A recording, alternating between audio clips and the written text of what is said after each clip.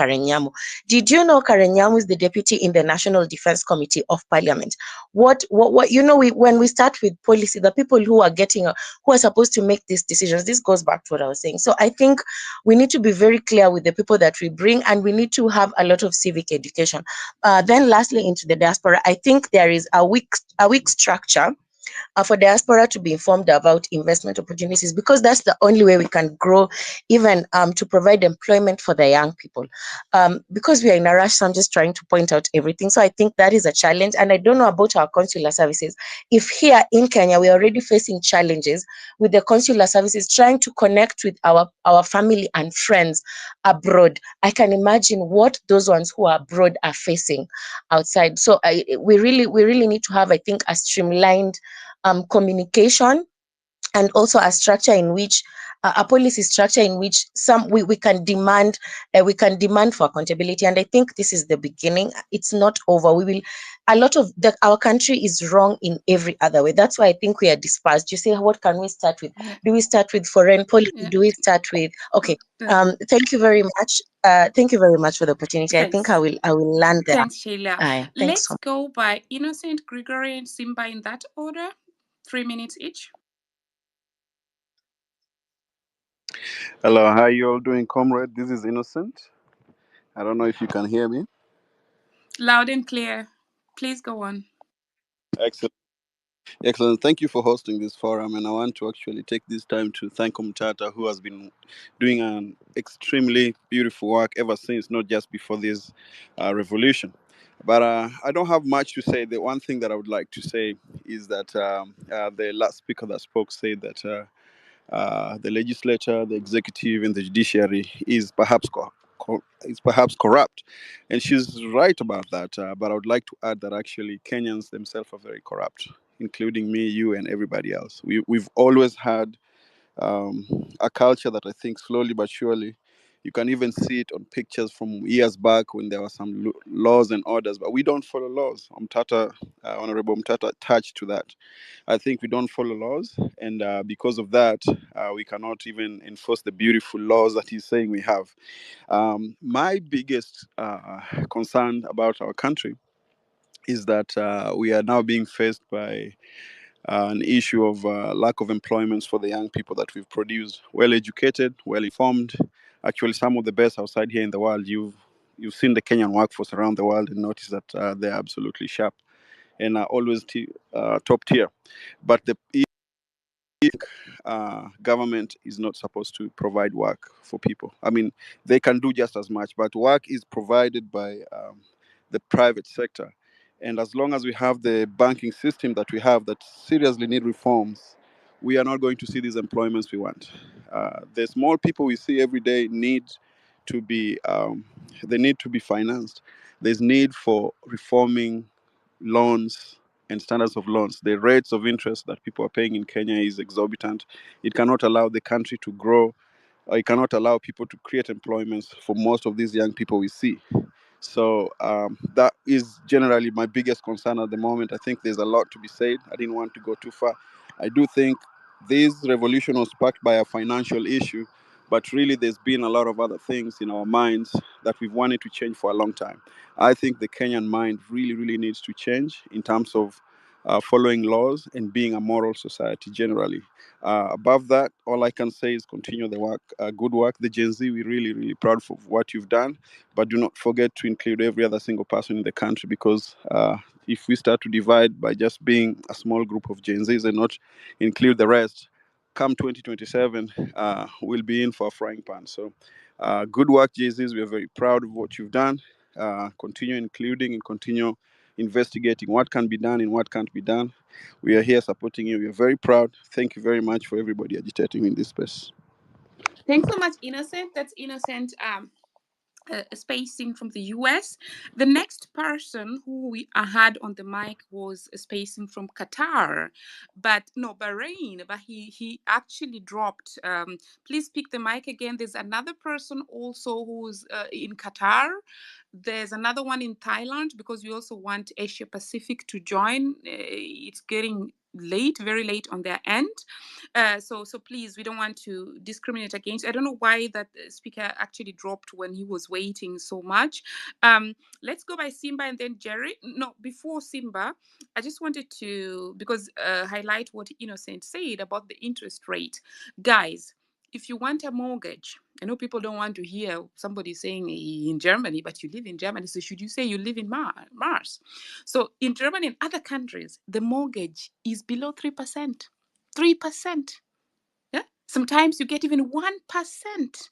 Try to get that in Kenya. The banks are stealing from people. They have these women groups that start like the community based. But before you know, they are going to be connecting with the banks. And many years ago, when I investigated, I found out that the interest rates that they were giving to those women, yeah, were even higher, because what they do for the women who are not working, these women cannot go directly to the banks.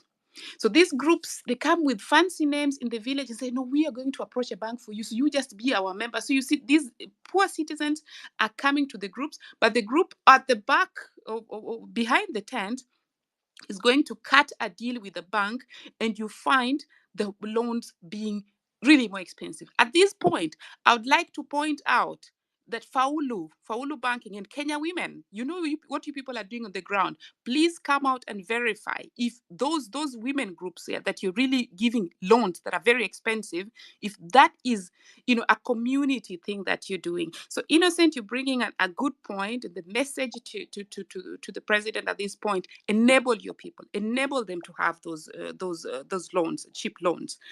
Simba Moja, then Jerry. Hey, I hope you guys are having a great evening. I'm actually on this space while I'm out and about with my two sons. I hope the audio is okay. How's the audio? It's all right, yeah. It's good. It's all right, good, okay, bro. yeah. It's good. Okay, yeah. So basically, my before I kick off, I just want to say what a direct message to the president. People need a hand up, not handouts. That is the central message first before I even go further. People just need a hand up, not a handout. People need an enabling environment to invest in the country, and people need a place where they can bring their skills to play in a very creative fashion. So my thing is this: the Kenyan diaspora is over 3 million people. That's it's a constituency on its own, but that has also been discussed to a large factor. But if you look at the contribution, it's far bigger than tourism, it's far bigger than the horticulture, it's far bigger than a bunch of other sectors of the economy. So we need to be taken seriously. I've always said that over and over again. The government always tends to want to borrow money. They always want to finance the country using bills and so on. Have they ever thought about floating a diaspora treasury bill? Just float, trying to raise funds from the diaspora. Because if you look at this, like 3 million strong, we could definitely do a lot more for the country than what we are doing at the moment. But the most critical thing that I look at Kenya is there's an absolute there's no rule of law completely. It's the country is falling apart on so many levels, and people are losing trust. I have friends who wanted to invest in Kenya, and every time they hear whatever is going on, people want to back down. I have Kenyans who are living overseas, and every time they think about retiring, it's always like, Kenya, yeah, I don't think I want to retire in that chaos. I was in Nigeria a few years ago, I think 1.5 years ago, and what I experienced there is like that is the same direction Kenya is also going to. It's a nightmare where you meet corruption straight from the airport, people trying to extort you straight from the airport, insecurity, all these kinds of things. It's getting out of hand. Hello, can you hear me?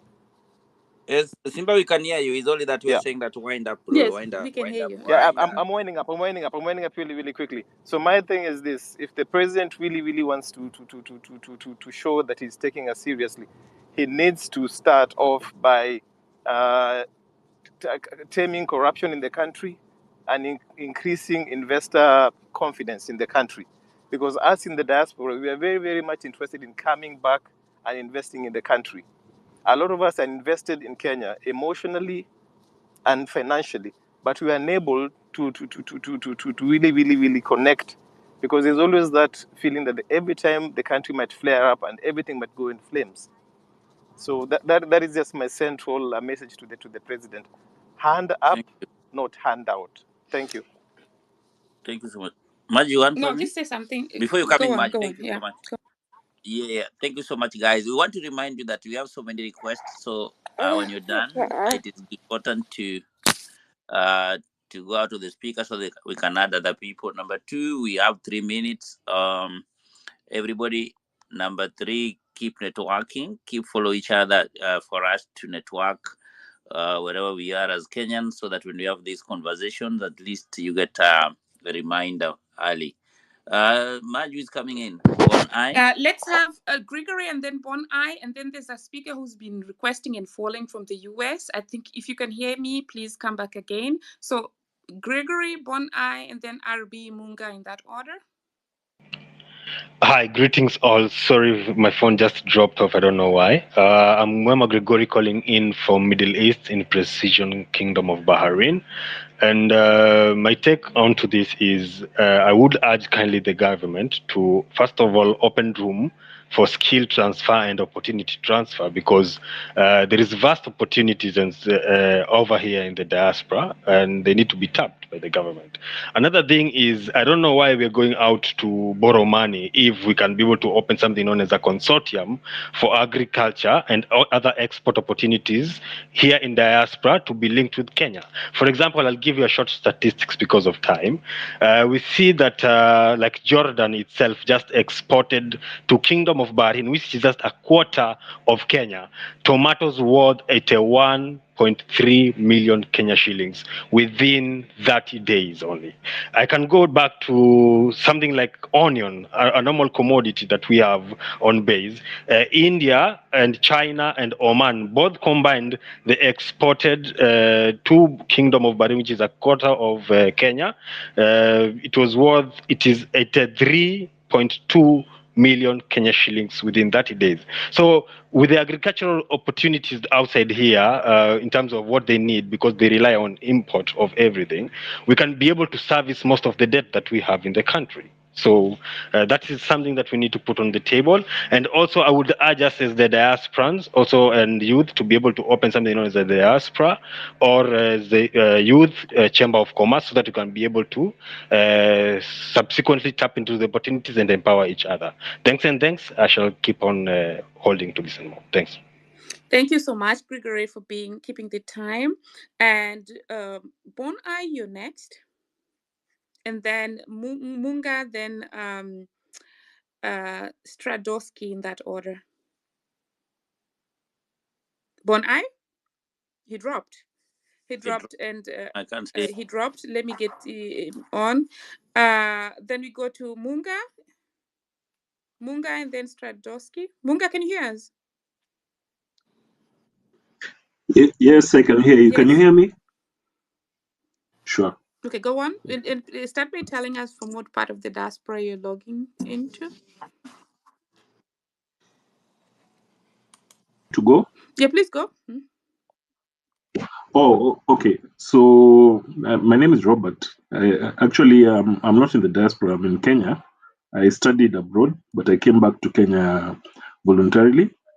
I studied in Canada, but I'm back in Kenya. But I still have family members who are based in the diaspora. And actually, on my return to Kenya, I had a very bad experience with the Kenyan embassy. That's the Kenyan High Commission. I was not very happy with the way they treated me. There are good people and bad people, of course, in every service. But my contribution has mainly to do with the approach that needs to be taken with respect to transforming Kenya. I know there's a lot of galvanization, a lot of coalition around the specific hashtag Ruto must go. And in as much as I support this cause, I don't think that it's as useful as looking at the key issue. And the key issue is that we have good laws which are in place. We have laws which are very solid, but they're just not followed. And I think Okia put it the right way, is that what we need to do is that we need to hold people to follow the law. And if that is done, then everything else will fall into place. The reason we have activism is that people can break the law and get away with it, and nothing happens to them.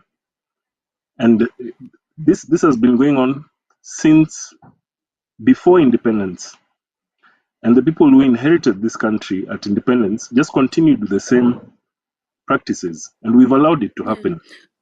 And I think what the events of the past few weeks have managed to actually shock government that people are not stupid.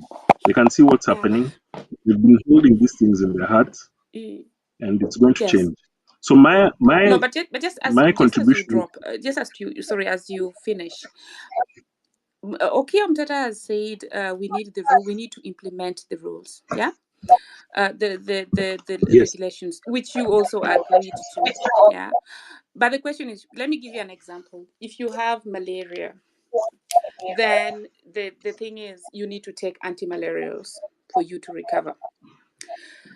So if you don't take those antimalarials, you're going to die. So what options are you giving people? Should they die while waiting to take the drugs? Because we are saying the drugs are there, the medication are there, because the laws are there, they're not being implemented. And the symptoms are being felt by the citizens. That's why they came out there.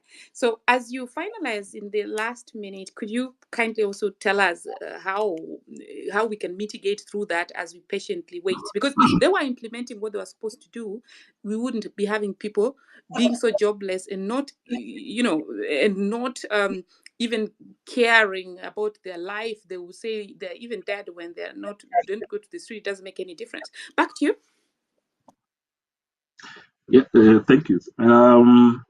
Definitely, you need to have a concrete plan of action which impacts day-to-day life.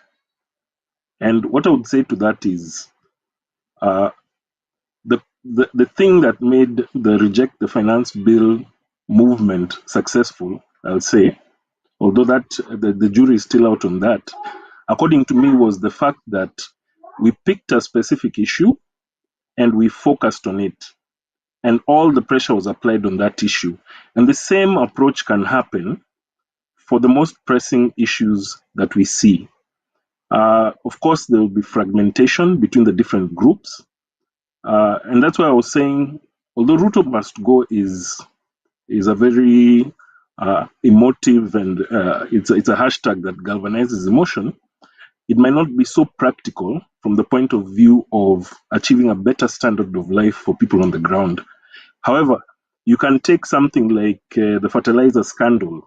We know that the principals who were in charge of that ministry when the scandal happened are still in office, and there was no political responsibility that they took, and they're just sitting pretty in office while everybody is chasing very many different fragmented goals. So the movement or the feelings that people have to be focused. For instance, if everybody said, Ruto, fire this guy tomorrow, otherwise we're going to shut down the country, he would have to go. Mm-hmm. Yeah.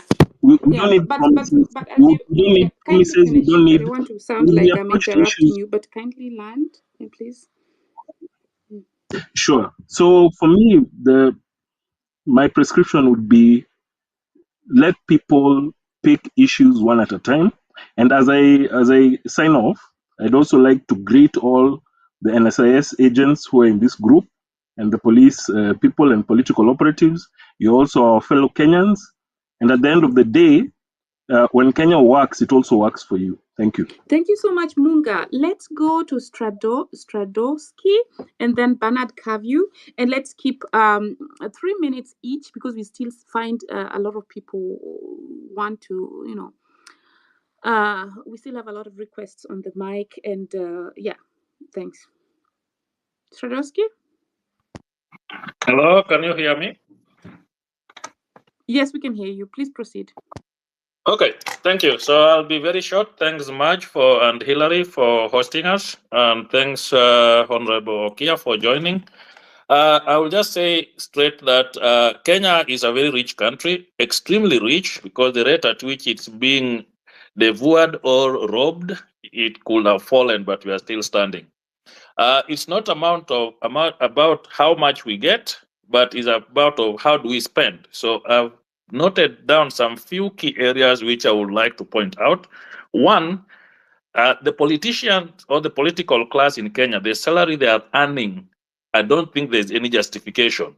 Even president himself, his salary is about 3.5 million, yet he's living in state house. He has everything paid for him. What is the justification for that high amount of salary? Because in euros, that is about 30,000 euros. The Finnish president, where I live in Helsinki, earns less than 10,000 euros, which is about 1 million. And he doesn't use state vehicles, if not on official duty. I meet him in the shop market walking on foot. And then two, the allowance that is paid to the political class. Unfortunately, but true to say, the salary of the MPs, I think, is somewhere between 500 to 700,000, but the net they go with at home is about 1.7 million. So how can allowance be double the salary? Allowance should be much, much less than salary. There's also this thing called mileage claim by the members of parliament. It is something that needs thorough auditing because in most cases, there was some article going that some lady Florence claimed over 40,000 kilometers. So we know where the parliamentarians come from, their distance between Nairobi to their constituencies. So this, I think, we should have an upper limit. I also believe that Kenya is overrepresented politically, so I don't know if there is a solution to that.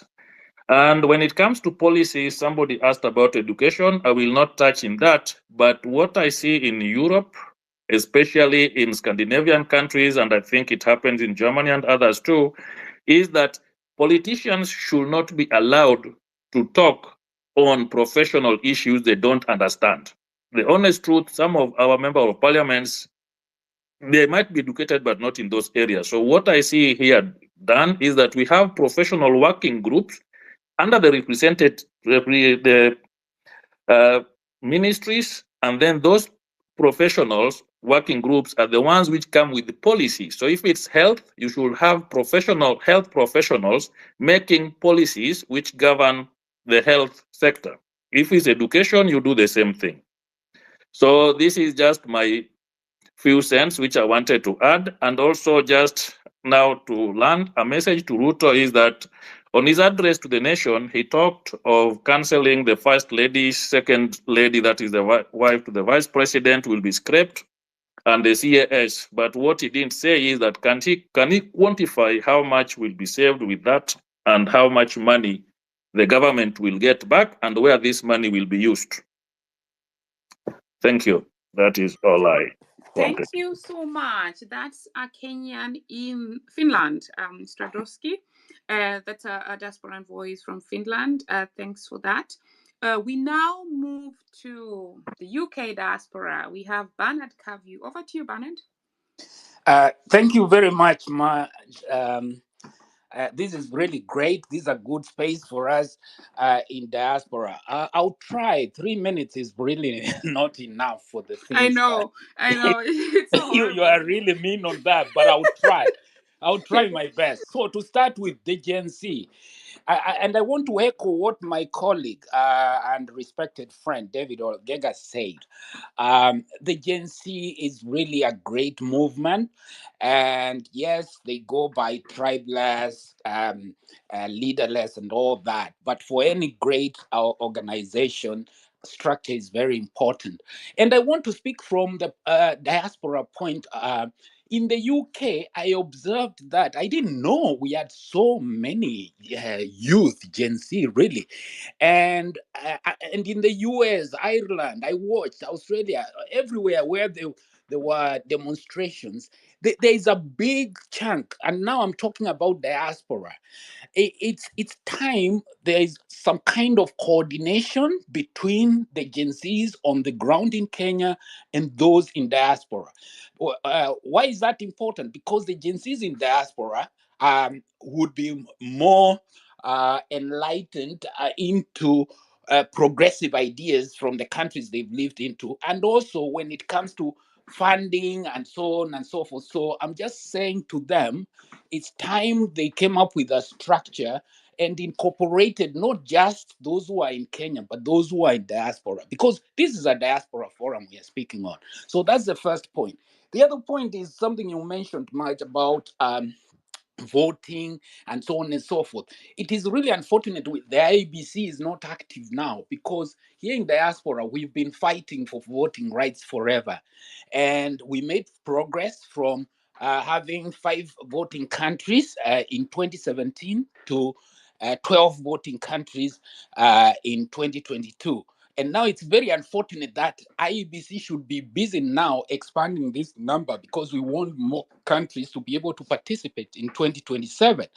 And that's not happening because there is no IEBC. So this is really a matter of concern. The same way Gen Z and the previous speaker said they picked an issue, the finance issue. People focused on that.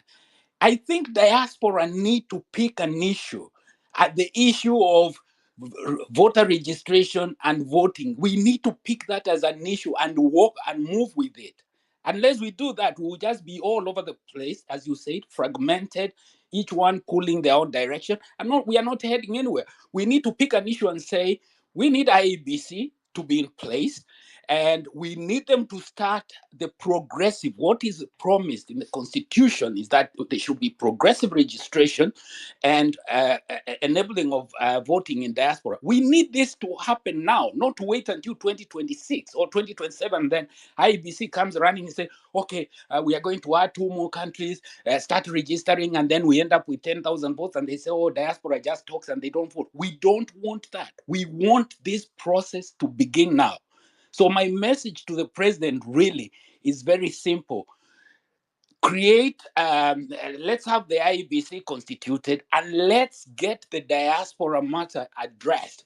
We want every country in diaspora where there's a Kenyan consulate or embassy to be able to register and vote in 2027. It's a very simple and clear message. And I'm asking that everyone in diaspora, let's make this our issue now, instead of pulling all these thousands of issues which we cannot focus on. Let's focus on one thing. Let's get every Kenyan to be enfranchised. So come 2027, we can vote. What are we talking about here? We are talking about 3-4 million votes. With 3-4 million votes, you are kingmakers. You can make a president. I'm just telling you, do the math. The last election was decided by 200,000 votes. If we have 2 million, 3 million votes in diaspora, it means we will be the swing vote in that election, and we will be listened to. So all these cries we are making, we can cry until the cows come home. But unless we have something that can make a difference, that can make an impact, nobody's going to listen. So I am saying, Mr. President, please get us IEBC, get it up and running. Let them engage with diaspora. Let us start voter registration in diaspora, and let it be done by people who live in diaspora. You don't need to spend money sending people to come and spend a month staying in hotels in the UK, registering voters and all that. We've got Kenyans who live in diaspora. Let them own this process, and let us do it right. So that's my simple message. 3 minutes is not really great, but that's all I have to say. And Gen Z, I'm saying, do not just be selfish and think your movement, yes, it was in Kenya, very successful, but you got a lot of support from diaspora. Incorporate your diaspora. We have what we call Diaspora County 48. I am the governor of Diaspora County. Every Kenyan who lives abroad belongs to Diaspora County 48. I'm asking you guys, let's stop this bickering, infighting in diaspora. We all belong to one county, Diaspora County 48. Let's join in. Let's have one agenda and let's take it home. The way Gen Z took the finance bill home and they landed it. Let's land our own county. Let's be able to run our own affairs in diaspora as our own county. I can see the hand is up, Marge. I'm just saying, thank you very much. Whether you are an organization, whether you are an individual, we are not saying dissolve your organization. We are saying if you live in diaspora, you automatically belong to Diaspora County 48. Your vote in 2027 will be counted under Diaspora County 48. Let's make it count. That's my message. My name is Bernard Kavu. I live in London, United Kingdom. Thank you. Thank you so much, Kavu. The matter on registration is really one that all diaspora associations are keen on. We need to do that. There is a petition involved. We cannot leave that in the hands of IBC because they interpret it differently. Then they will come and tell us that, we are adding you one country. What the demands of the diasporans are is that every... somebody has the mic on. If they could mute. Hello. John and Collins, I see you. You're gonna go, but please mute your mic. So that every consular is made a polling station. Let me mute Collins a bit. The consulars that we have, and then they should have at least 6 modular voting. Voting. Opportunities for diasporans. So that is the call that a lot of diasporans who are speaking sent to me. That's the message that I'm putting out there. And many diaspora organizations, including the County 48 and KDA and the one for David again, all of them, and even from Finland, there are also diaspora organizations. All of them want to vote, but they have to petition, and it has to be made law before there's a stop, before there's some months before the next elections. You cannot create any laws anymore. So once we leave the space, we have to follow that, chase that objective, and ensure that this is done. Thank you so much, Kavu. Anna wanted to chime in. Anna is a speaker there, but she's also like a co-host. So Anna, please chime in 2 minutes. And then I see Paul from the Iceland diaspora. I'm putting you on the mic in a bit. Yeah. Yes, thank you much. For me, to be quite honest, is simply this system has failed us. And if Tata comes back, and I keep butchering his name, Tata, the senator comes back, he would tell you the deep how things are bad, and that it's not only in his county but widely all other counties. I think our focus has been on to the money that is being given to the counties and how it's spent, whereby there is money that the counties are collecting. The law says that they shouldn't open accounts with some certain banks, but this is what they do. They open accounts in certain banks. Those money do not go to the county coffers, and it goes to individuals' pockets, some politicians' pockets. So we have money that is being drained from both ends. That is why you see a lot of counties are frustrated. But the concentration is on the remittance that is given to the county, disbursement of money, rather than the money that is collected on the county level. I would love if you could ask him on that. So for me, the message is very simple. Unless things get working on the ground, me as a diaspora, I don't see a chance of making any difference. I can scream, I can help, I can elevate people's on the ground's voices, but unless things work on the ground, we need the system to function on the ground. So my message is simply this: Ruto must go. We must fix the system to deliver for Kenyans. Thank you much. Thank you so much. Collins, John and Peter, Ruto must go in a title, and then Paul. But I hope for the speakers there, I hope you're in the diaspora. If you're not in the diaspora, kindly please let's have diasporans speak first. We don't want to discriminate against you, but we're going to open a Q&A session for you guys in a few. So Collins? Start by telling us what part of the diaspora you are. Then John, Peter, then Ruto must go, and Paul. Ruto must go. Let me check your name. Oh, your name is only Ruto must go. Okay. Over to you, Collins. I think I muted you. Let me unmute. Is it? No, I think. Try to unmute and speak, Collins. Okay, Collins is not able to speak. John, then Peter, in that order. Okay, thank you very much. Hello. Hello, John. Hold on, Collins. Let's go. Hello, this is Collins. Yes, from which part of the diaspora Is it my logged in? turn?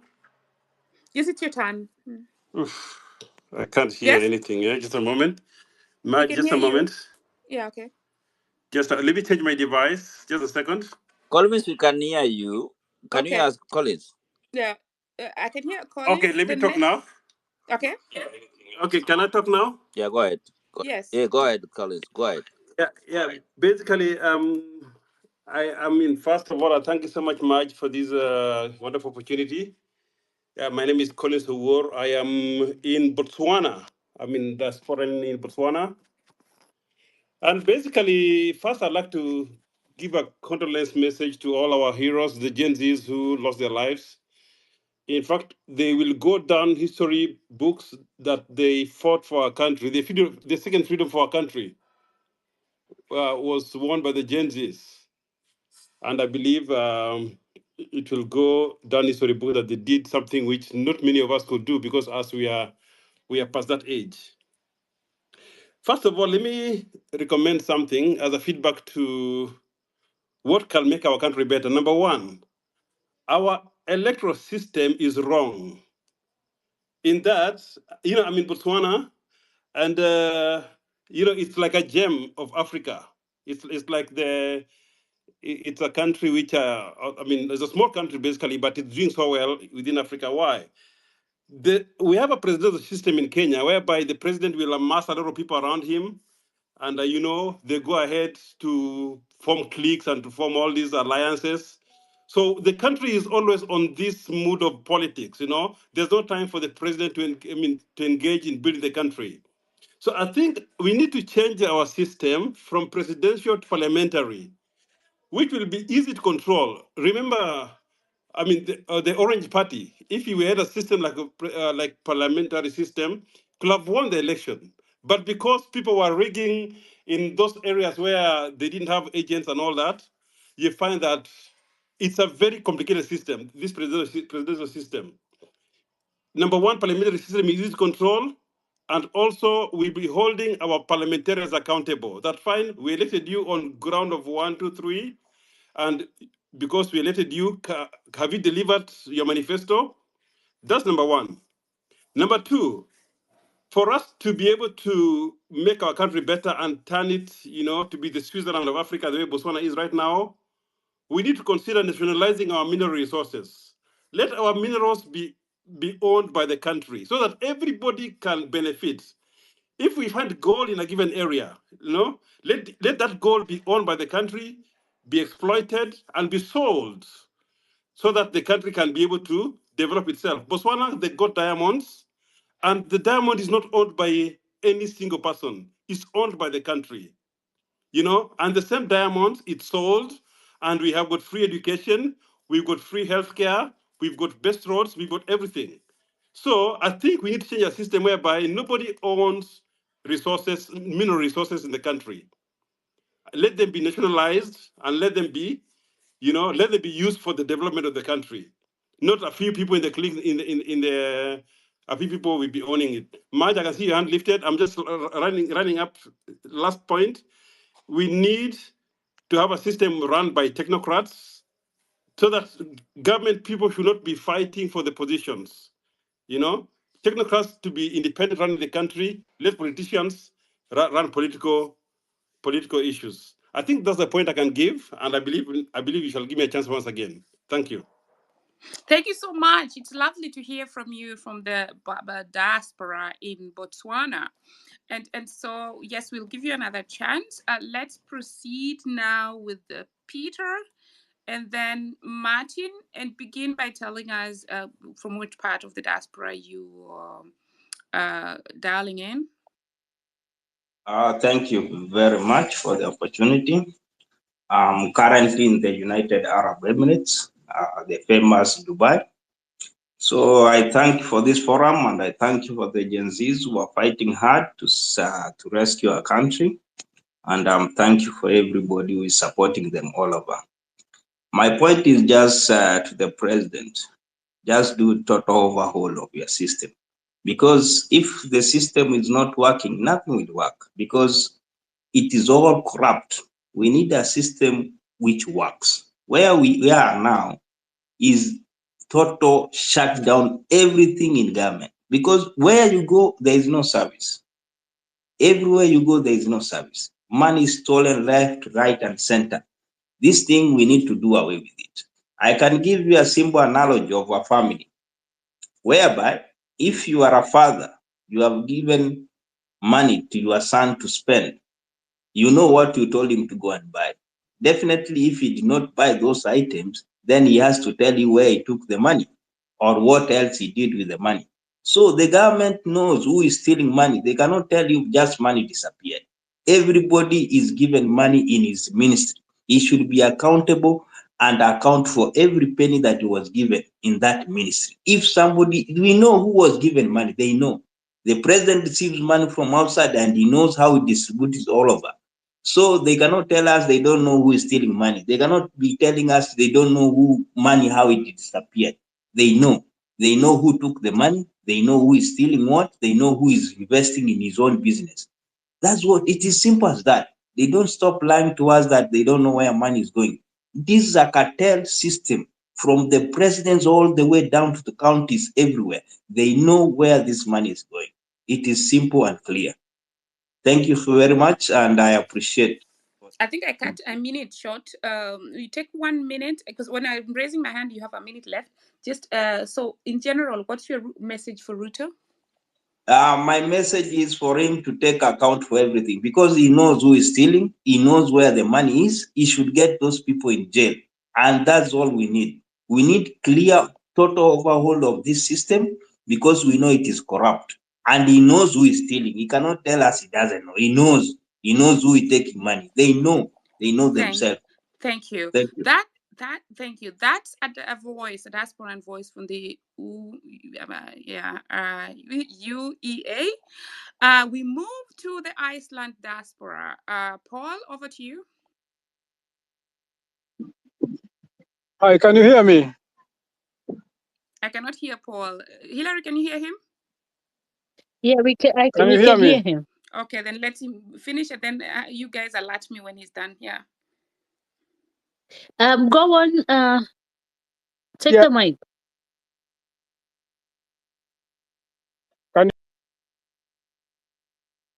Paul, you're breaking up. If you could fix your internet, probably.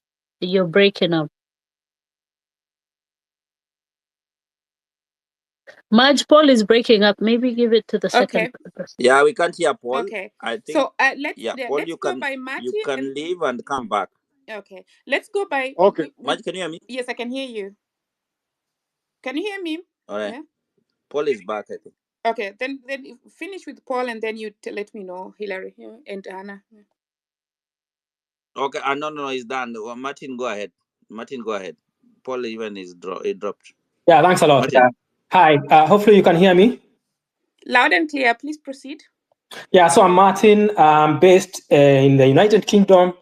I just want to start by saying that I'm very proud of what Gen Z have been doing in trying to turn around our country. Because frankly, some of us, are out here because of issues that they have raised, issues to do with corruption, immorality in the society, lack of ethics and stuff like that. The point I'm trying to raise is that unless we have a correct diagnosis of the problem that the country is facing, then we will not get anywhere. And I'm not going to make it rosy for anyone, but I think Gen Z, what they have done is just a start, but they need to do that by looking at the mirror, and not just the young youngsters themselves. I have 2 Gen Zs in my house, but everyone, every Kenyan needs to look through the mirror, because the problem is just bigger than that.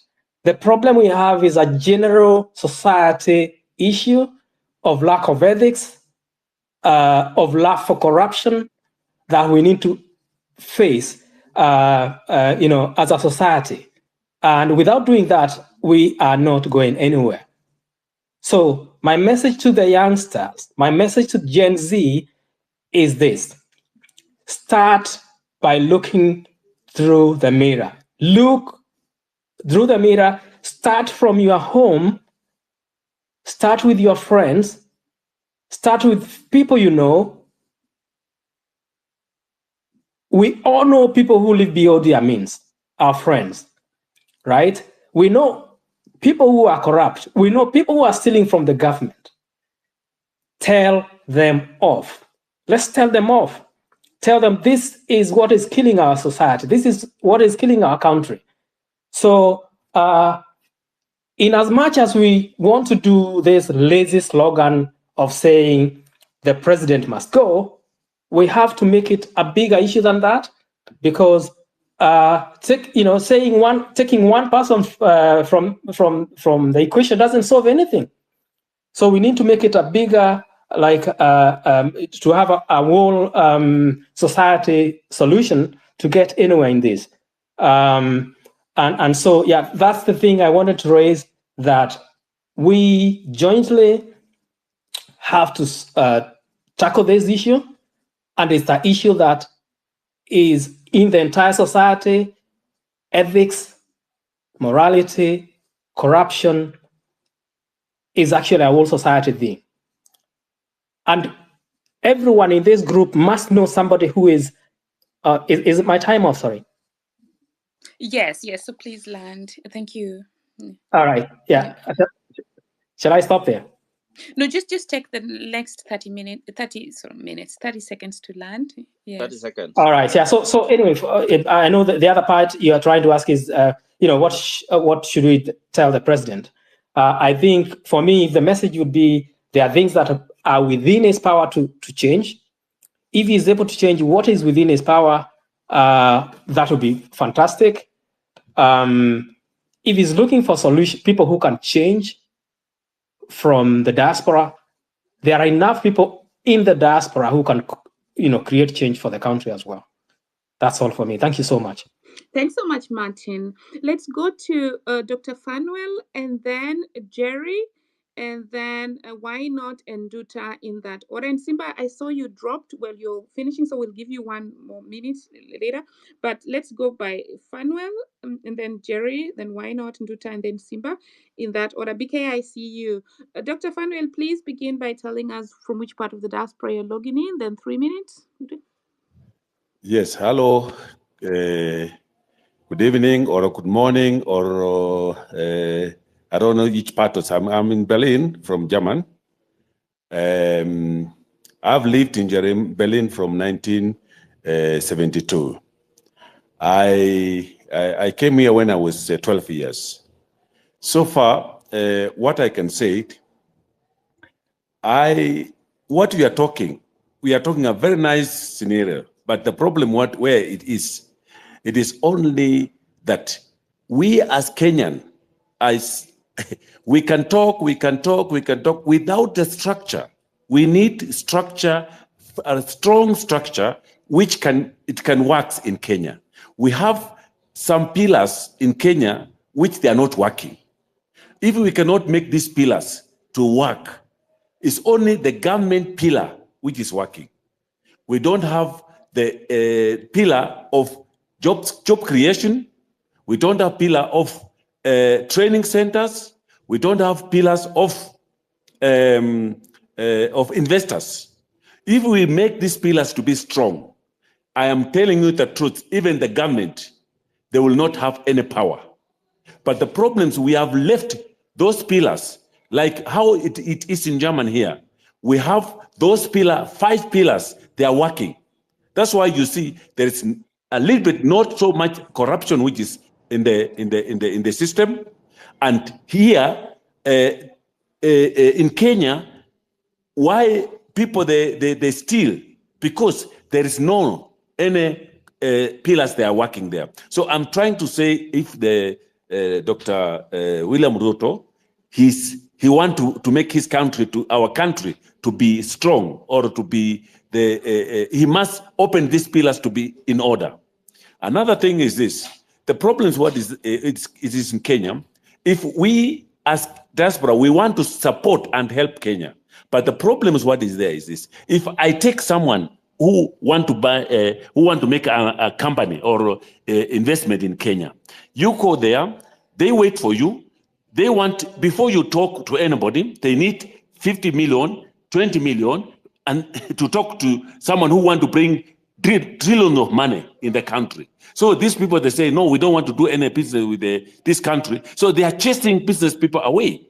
So we need these business people to come on the ground to give people jobs, because the problem what is in Kenya is job creation. So this job creation, we must take these people, our people who are outside, even diaspora, people like us. If we want to go and invest in a country, we have problems, huge problems, because of you cannot get this paper, you cannot, because you need people in the government. So there is where we have a lot of problems. So I don't know how we can organize, because I started last time, I took the Chamber of Commerce from Germany. I'm the one who brought them when there was Raila on the seat. I'm the one who brought them there, because I have a very good link with Chamber of Commerce in Germany here. So I brought them there. What happened? We sat, we talked. After all, they took those people and they ran with them. They didn't want even to know about me. So they just chased you away. And the Germans, they say, okay, if you have gone away, we don't want to work with people which we don't know. So you see, there is this attitude which is in our country, in Kenya. We as diaspora, we must see how we can organize and try to tell them this is not right. So I think this is where we're supposed to be very strong. We must bring the structure on the ground. Thank you very much and have a nice day. Hilary, go before yes, you want to say something? Yeah, as it land, I think Natalie, if you can come with those structures, is very important also sometimes, so that this is what I'm thinking, and you come with the proposals, then we can work with it, because we're saying that there's no structures, and there's a little bit structures. I think Marge, other speakers should give us this what we need to do. Then we come up with the structures, so it will take us centuries, because we'll be talking on that. And then I think if he has a proper structure, he took Raila to Germany and other things, and things are not working. What were the feedback, and what is he thinking that he can do? Thank you so much, Dr. for that submission. Yeah. Who is coming next? Thanks, Hilary. I wanted to chime in. What Dr. Fanuel is saying happened in Berlin is the same scenario that happened in Munich when some government officials came here. They come, and then when they find diasporans already working on projects, they take over. They use the office to take over. So if you look, just go and check which government officials were in Munich. You will know which person that was. They just came in. Now all of a sudden, with the title they're having, they took away projects from people. So they're corrupt on the ground. When they come to the diaspora, they use the title to even take those projects that diasporans are doing, but they go back and give them back to their corrupt people. So, but that will follow up there. So I see that Paul has come back. Paul, hopefully we can hear you. But Paul, let Jerry go. Jerry has been asking for over a lot of times. She's in the US. Then you come in, and then Duta. I think hi. Hi. Finally. Oh my yeah, gosh. finally, Yes, yeah. So my name is Njeri, and I live in Washington State in Seattle, and I feel bad for the Gen Zs who lost their lives because of this government. But let me go straight to the point. I have two issues that I want to raise. One question I want to ask is for Okia Omtata.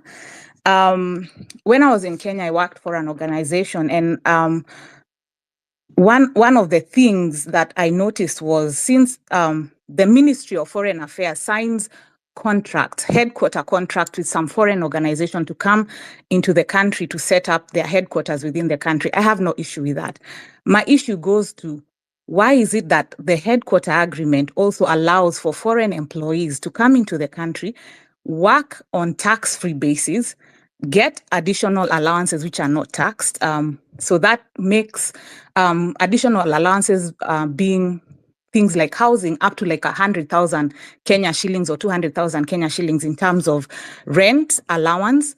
And a person with the same capacity, same qualifications, same position, who's a Kenyan, doesn't get similar allowances, or even education, international education for their kids, being foreigners, international education, up to 1 million Kenya shillings, when the locals are not getting similar benefits, which means the government is prioritizing employment of foreigners as opposed to employment of Kenyans. And that's why probably one of the reasons why these kids rioted. Secondly, my other question is on the diaspora vote. The diaspora vote needs to be decentralized.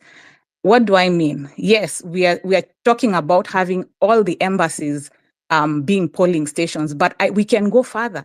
Like where I'm at right now, we've got Kenyan churches, and when like the ambassador is coming to, let's say, Seattle, he contacts the local pastors, and the local pastors mobilize people to come and meet with them, or meet with government officials or whoever is coming to see us from Kenya. Some of these churches are literally have been bought by Kenyans, are owned by Kenyans. Can't they register them as polling stations, so that way we can be able to reach more people to vote, as opposed to me having to get a 5-hour flight to go to Washington, D.C. to be able to vote? I have to go with my kids. I can't leave them at home.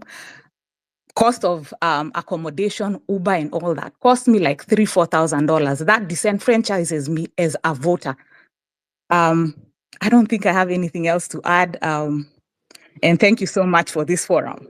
So thanks, Jerry. You Yes. brought out a point that actually also touches on many other diasporans. They're expected to incur a lot of costs while voting, and that should not be the case. So many diasporans, as we are here, and I'm glad you're resonating with the point, and the other organizations that have spoken about that, they really want, because it's a constitutional right of the diaspora to vote, they really want to see that happen.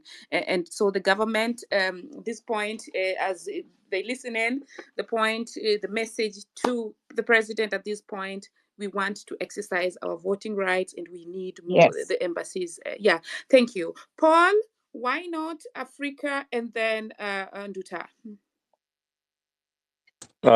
Thank you so much, Marge, Hillary, for hosting a very informative space.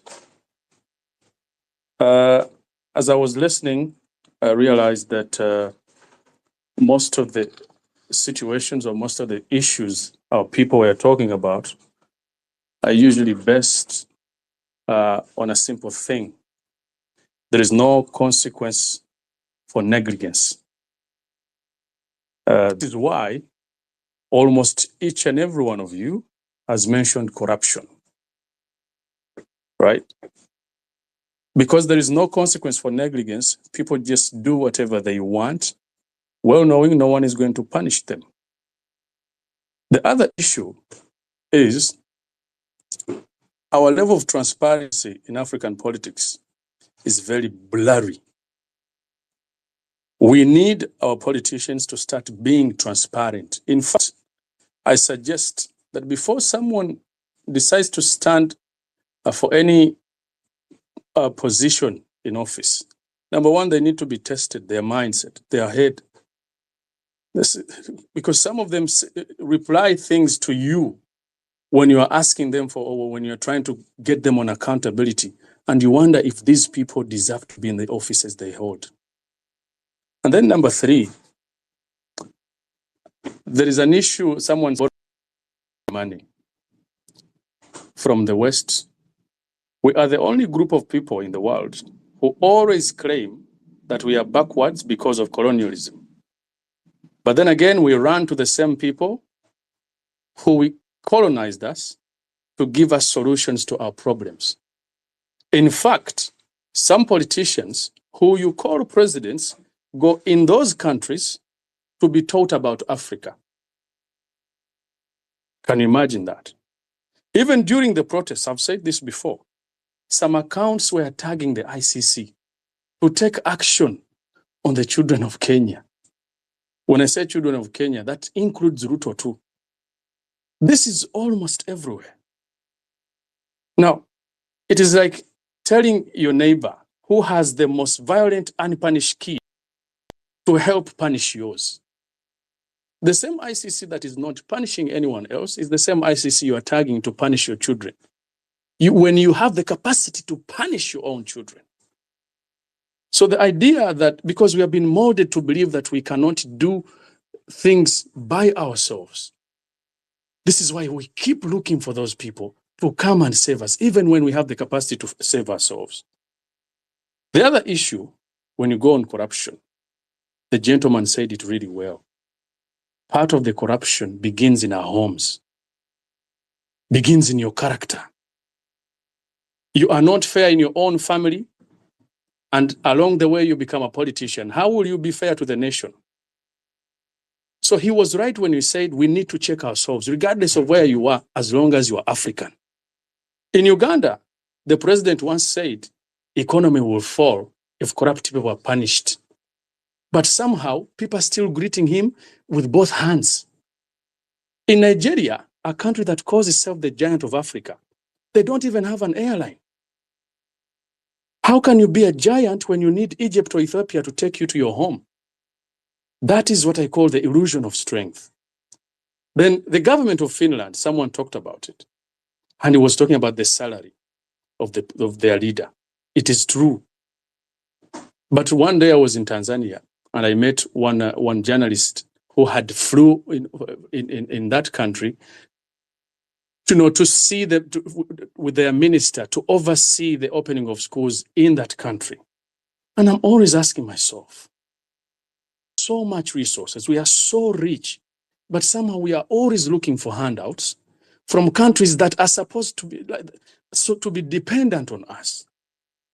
And so, in all, I look at Kenya as a country that is going to be the spark of so many positive revolutions in Africa.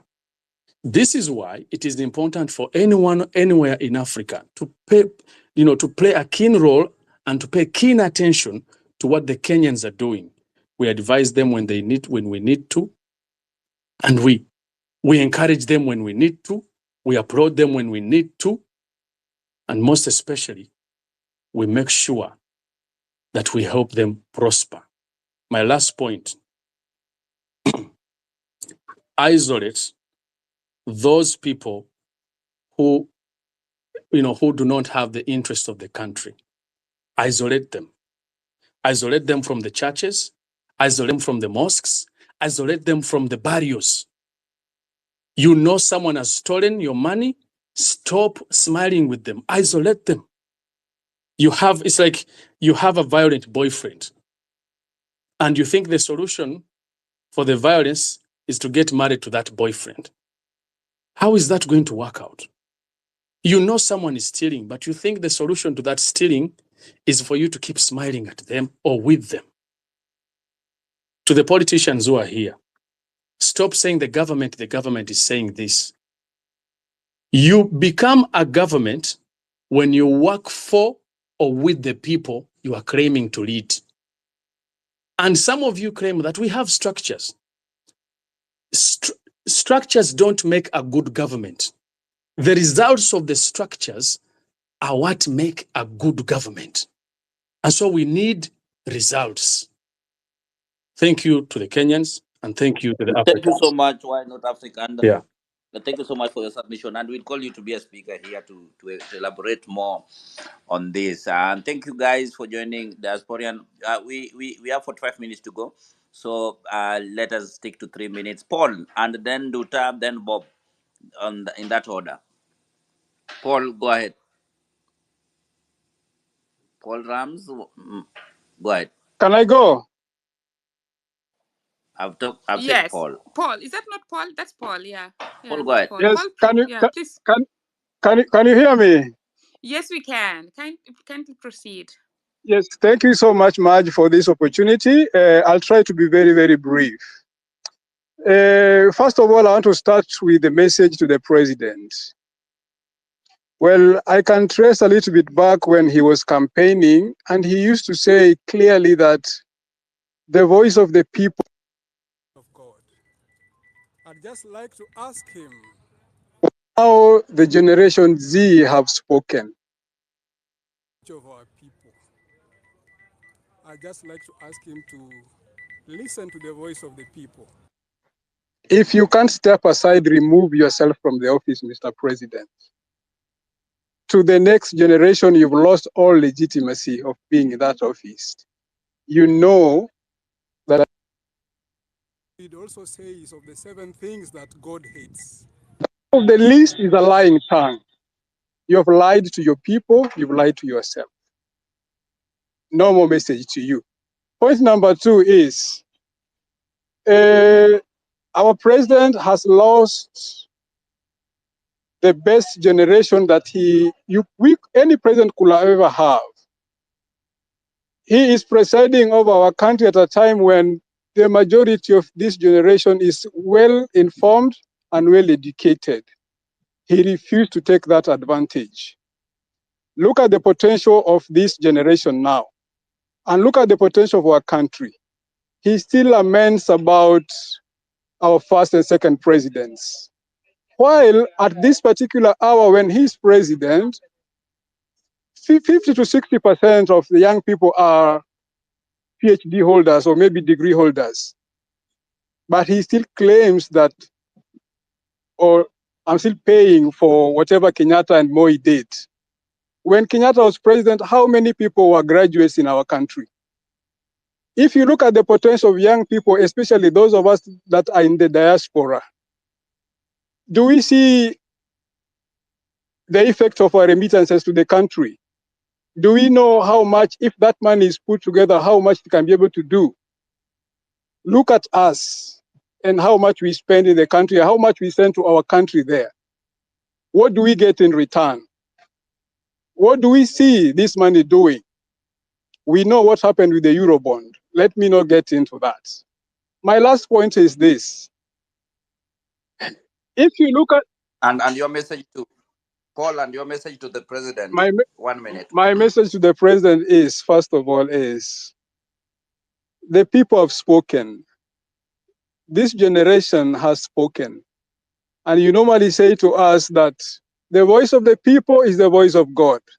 Now the people have spoken, they don't want you in office. All that most of us here are saying that you should put in place. Please don't try to put those things in place. Remove yourself from the office. This generation don't want you. Most Kenyans don't want you. We've already lost faith in you. Things will be able to be this. We can be able to make things by ourselves. We've got people that can do better for Kenya. Thank you so much, gentlemen and ladies. Thank you. Thank you so much, Paul. Yes, that's a voice from the Iceland diaspora. Who was next? Thanks, Paul. The message is very clear. Nduta from Australia. Nduta, then Bob. Yes, Yes. go on. Yeah.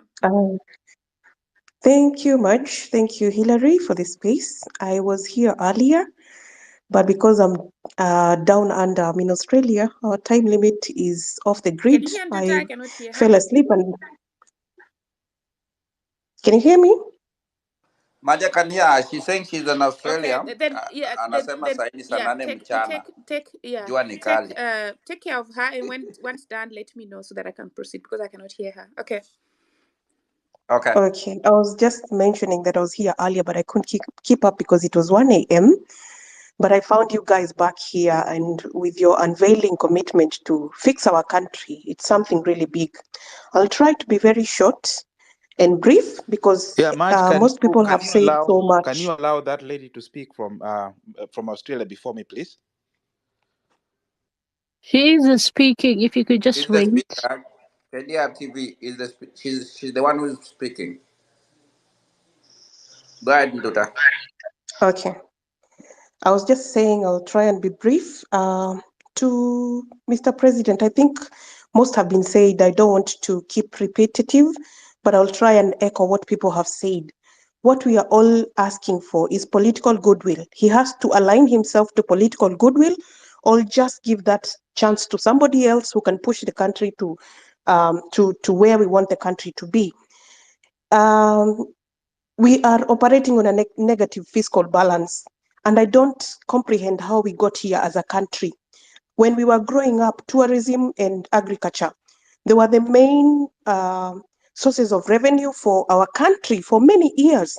But now we are grumbling around tax collection on a struggling economy.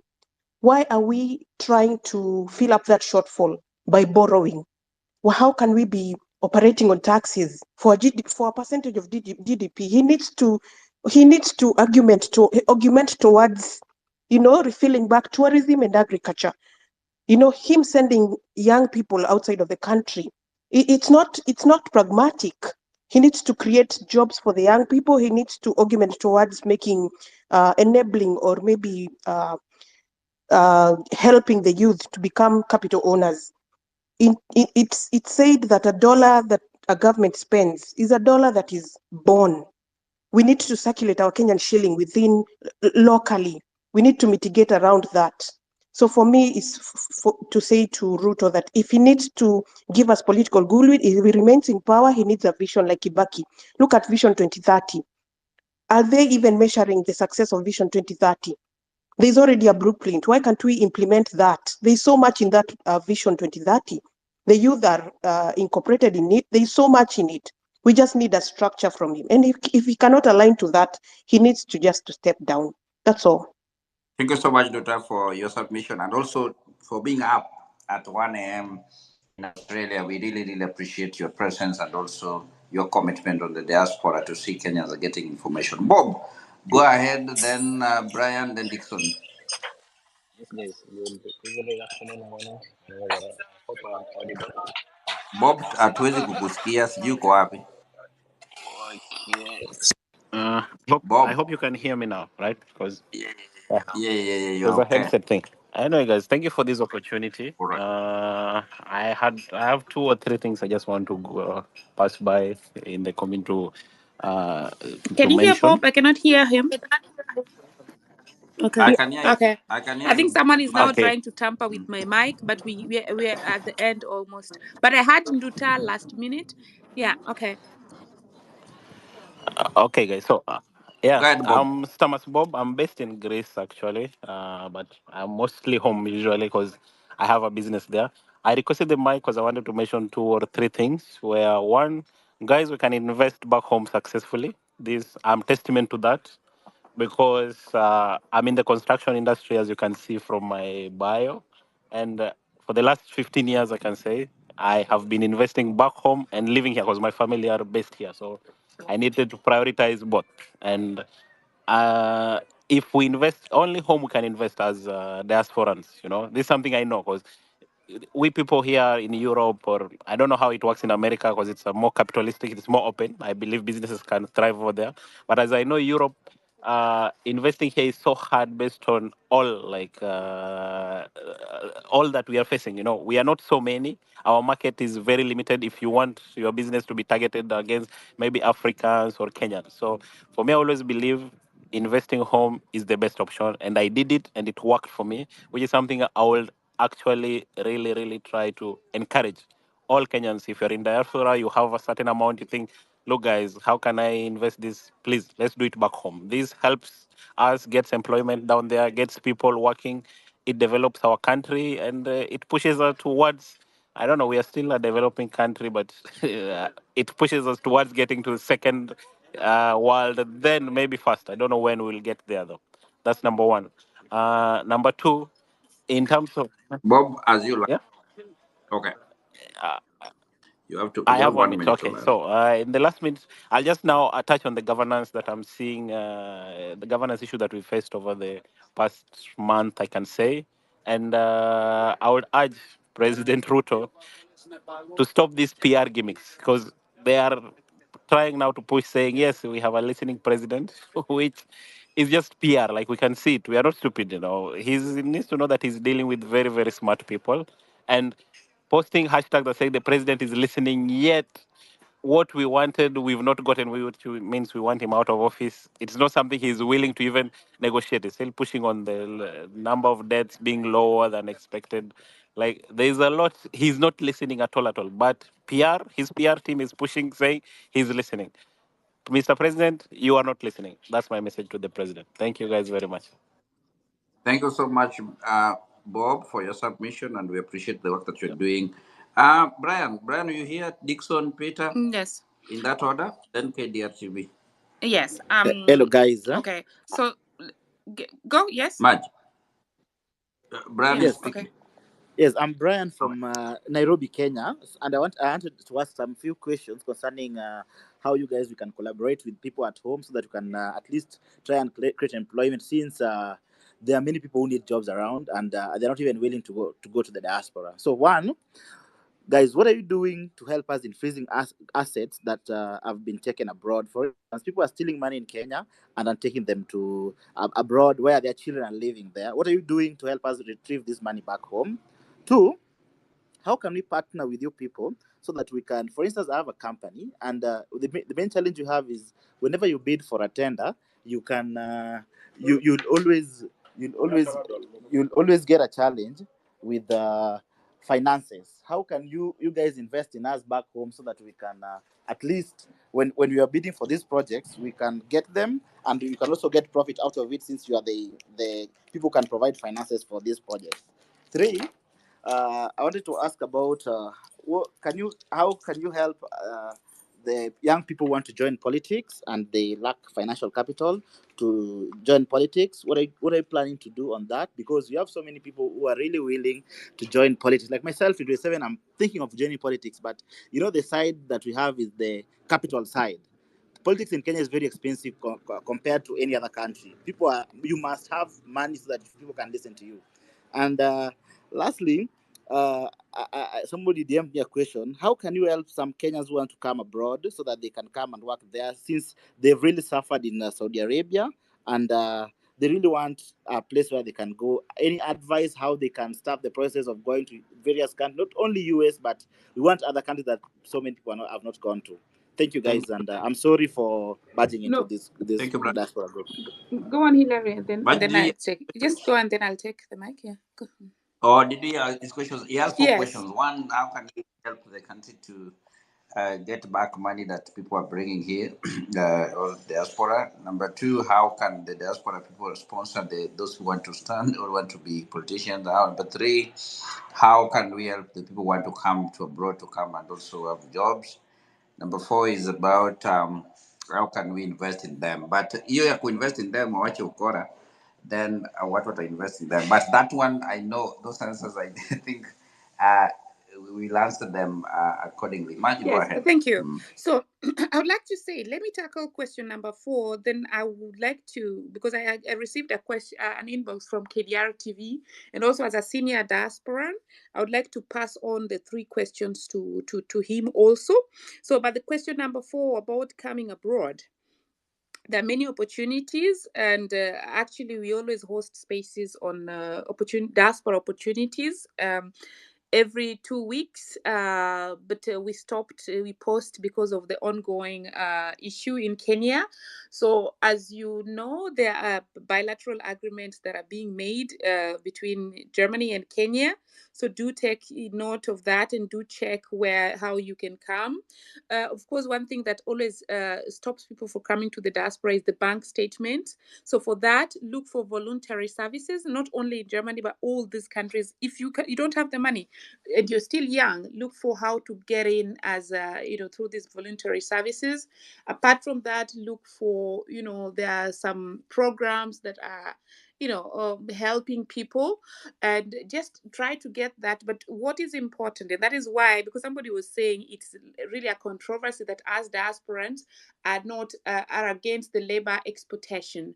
When we came to the diaspora, the government did not help us come to the diaspora. We are coming to the diaspora as individuals. So all governments should make sure that their citizens back home have an enabling environment, and also make sure that we can also bring the money back home. Now, to answer you on that, how investing and how bringing money back home, we're not able to do that when the corruption is there. Some of us have closed companies in Kenya after 7 years, and closed off completely because of the corruption and the cartels that are, you have to bribe everyone, and you don't have the time, and you have the money, so you opt to go to other countries. And that is what the government does not understand, and they will understand it one day. And I hope we will not have gone the Zimbabwean way when they understand, because ideally, when we think we are patriotic, but when you're thinking in business terms, we have to tell them, hey, you don't do it well, I'm going to buy an apartment in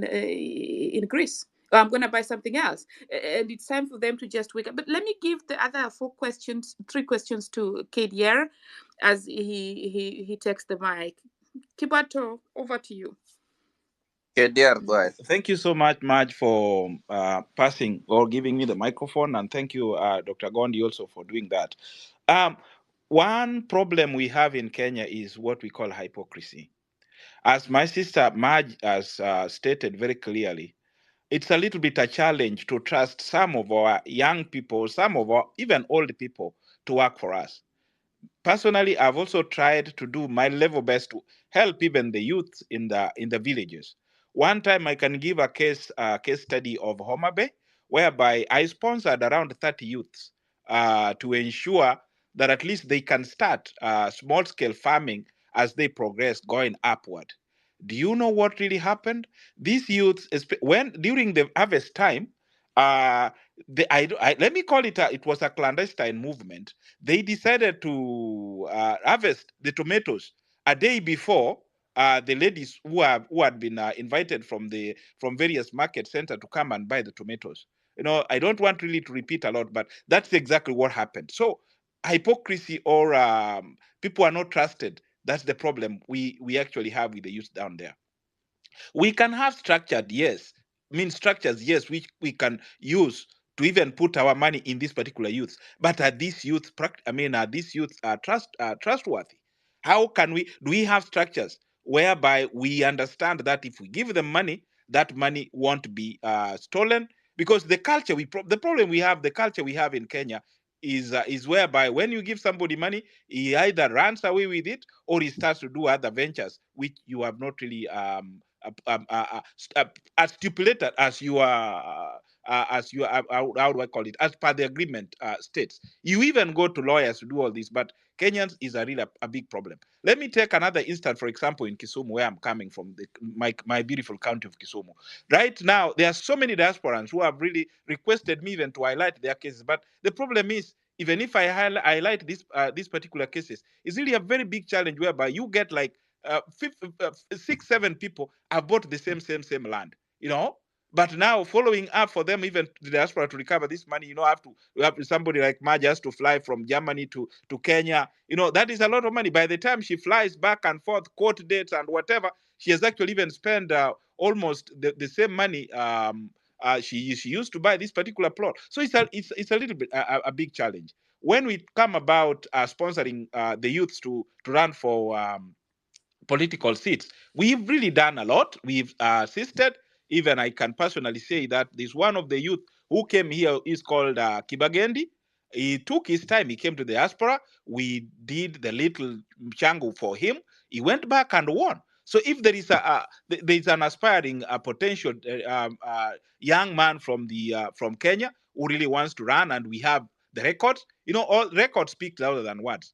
Track record speaks louder than words. There are some people who are basically cloud chasers, who are basically corrupt. They want just to get that position so that they can be rich. So that's where the problem we actually have. Like I've given you an example of Kibagendi. a very wonderful guy. People thought actually he's a UDA mole or whatever. But when we gave him the mantle, we told him, we want you to go and represent the people of Kitutu. He went, and you see exactly what he's doing. So we are very ready. Let me take you for another example. Is another gentleman, a young man who was called Jichopevu. Nowadays, they call him Jichopesa. See, very prospective. He was really talking wonderful words. But when he was given the position, that most of you understand how he has actually managed to run away from doing his responsibility as a wonderful youth or as a person who is representing the youth. The other question, Marge, at least I've answered 2 questions. Which other question do you want me to answer? No, about the freezing funds, but I think that we can open another space for it. Okay. But if you can answer, you Okay. can. But Okay. other, The freezing yeah. funds, let me, okay, very fast. Let me very fast answer that one. Freezing funds, we don't actually, because right now, I'm in the US. I don't even know that particular account. So this is something which can be done from Kenya. They can start from Transparency International. They write a letter to the Treasury. You understood how we even KDR, had please this problem? mute. KDR. I'm not. I'm Maliza, muted. no, just finish. Finish. There's somebody actually who is not muted. Yeah, Mike and Hillary, if you can close B's mic, somebody written B, he's got his mic open. Thank you. Okay. Go Thank ahead. you. So we understand the problem is corruption. If the systems really work, we don't actually even need to be in the diaspora. So let our systems work, then we can go back to Kenya and really work for you or for our government. That is all I can actually tell you. But now, Marge, I've been answering questions. Can you give me also Yes, of course. 1 minute so that I can? No. Thank you so much. Take your 2 minutes. Yeah, and you can Thank go. you. Thank you so much. Okay. As I continue, if we stop hypocrisy, the president is an hypocrite. Let me just address him like that. He's an hypocrite. Ruto has been working for Kenyatta or with Kenyatta for the last, he worked for Kenyatta or with Kenyatta for 10 good years. And now when he now turns again and say, oh, that is the government for Nusumukati or whatever they were, he was actually calling it, of handshake. That is where hypocrisy actually started. Whatever he has been telling us, he is really doing the opposite. One thing I need the Gen Z and the diaspora or the millennials to demand from Ruto is that we need a plaque in the door, in the entrance of parliament. All the youth who have been who have been killed, agitating for change, agitating for good governance, all their names should be written in that plaque, so that when a member of parliament is entering parliament, he must read the name of Rex Masai, a name of ABCD or Bombati or whatever. Those names should be in that particular. We demand that thing should actually be done. We don't want to bury these youth and then we forget about them. We need to commemorate them, even if it means that the diaspora can fundraise to even make some how do I call it, to hire a sculpture guy to make images for these young men. We are very ready to do that. That is what we need to be done. The other thing I'm also demanding for the Gen Zs, you people, you are very smart, and I really applaud your work. Can you try your level best to continue exposing these people online? We are ready. Me as a consultant communicator, can we get a position whereby what I also caution you, do not actually put a malicious information on people. Get authenticated information. Look for people like Omtata. Look for people like Mwangi and the rest. Marge are here. Marge is a wonderful lady. I've really worked with her for the last 5 years. I understand her plight. The very best option is let's get people who are realistic. Let's get people who are genuine. When we put information out there, we know the information is genuine and we follow up these people. Today, I've also had another hypocrite called Murkomen, who was arrested in Dubai. Now he's saying a law should be passed to demand for, how do I call it? To demand for, all public servants should go through an audit before they start and whatever. That is just hypocrisy. It's a hypocrisy. So we should stop hypocrisy. So Gen Z, demand for a stop of hypocrisy. The last one, Marge, as a leader from the diaspora, Gondi as a leader, and the many diaspora who are listening today, can you demand so that we can also get a diaspora bond? Do you know why the government is really fearing their diaspora bond? Is that we will track that money. That's why they don't want. We have money. We've been sending over 300 billion shillings to Kenya. So if they can tell us to raise $500 million, even $500 million, we can do that. If they demand us to raise even 500 billion Kenya shillings, we can do that. But we'll track it. So they are scared because they have to go.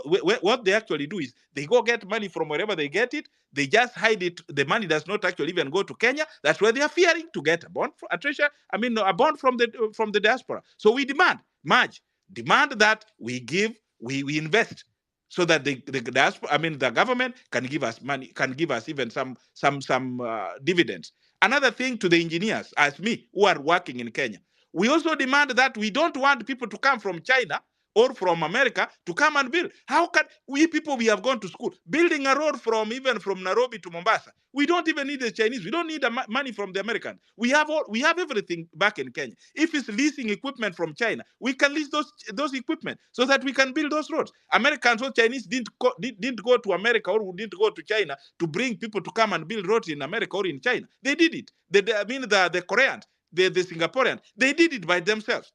That is all we need, and that is that one way of creating jobs. When Ruto tells people that he's giving youth jobs to build houses which are very expensive, you tell me affordable housing. If a civil servant, a senior civil servant who is earning 50,000 and above cannot afford to buy a house of 5 million above, how is affordable is that? That's a hypocrisy, and it should stop with immediate effect. Thank you so much, guys.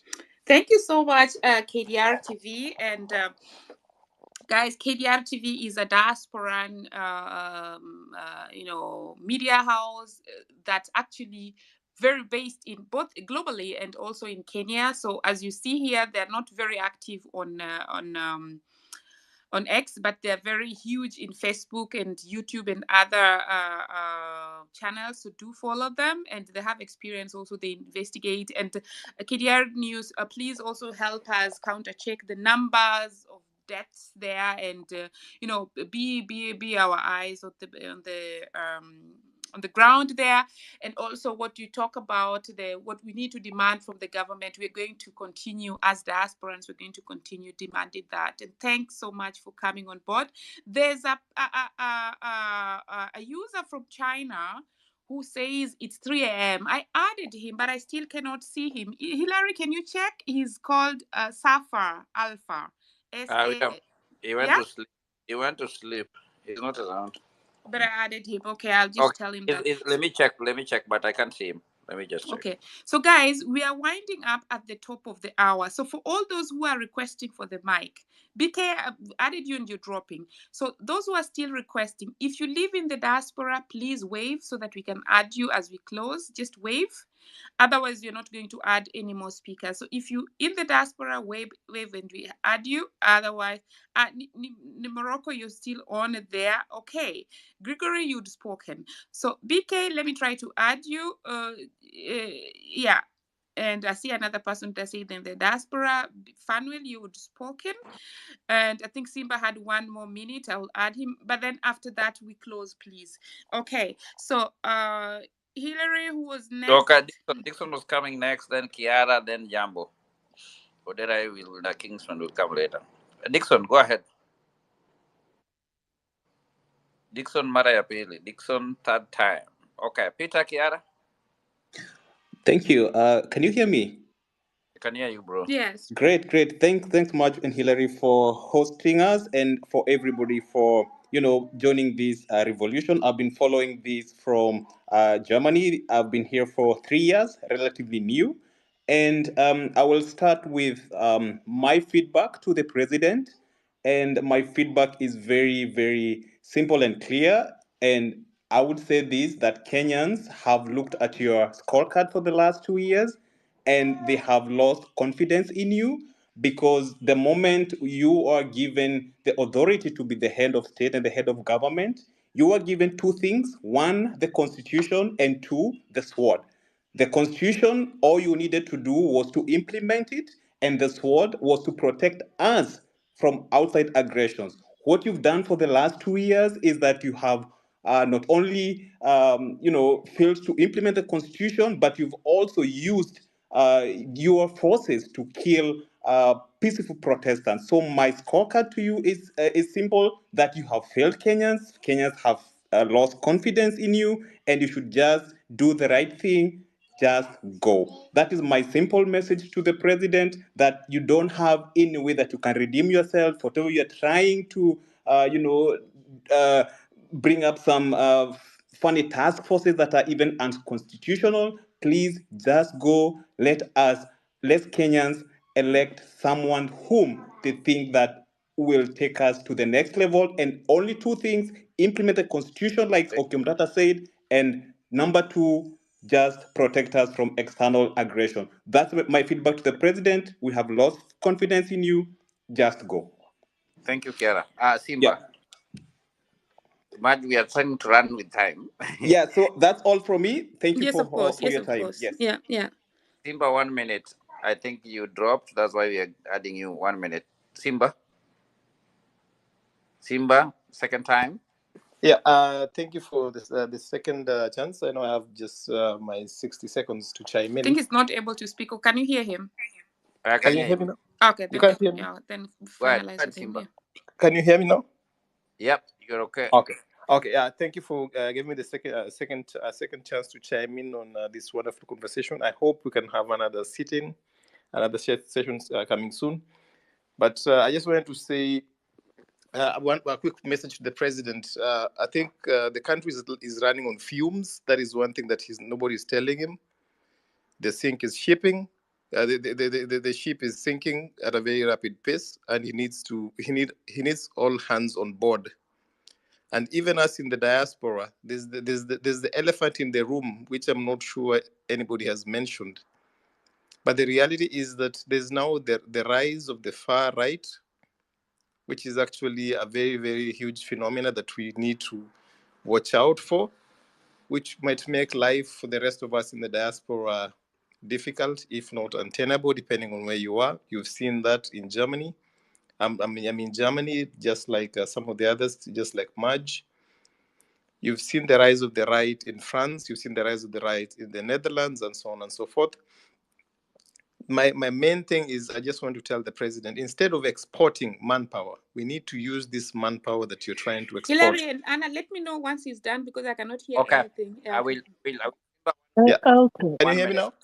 Can you hear me? Can you go ahead? 1 minute. So, wrap up. Yeah. So I'm just wrapping up and saying, please, before you export manpower out of the country, we need this. We need all hands on deck. That is just my central message to the president. We need all hands on deck to be able to rebuild to be able to rebuild this country. By exporting manpower, you are helping building other countries. Using the same manpower that you need, you're actually creating a deficit in that country. What we should be doing is repatriating some of the best Kenyan talents, some of the best Kenyan brains that are all over the world. 3 million plus wonderful minds should actually be that should be the engagement, trying to bring back some of these wonderful minds instead of exporting them.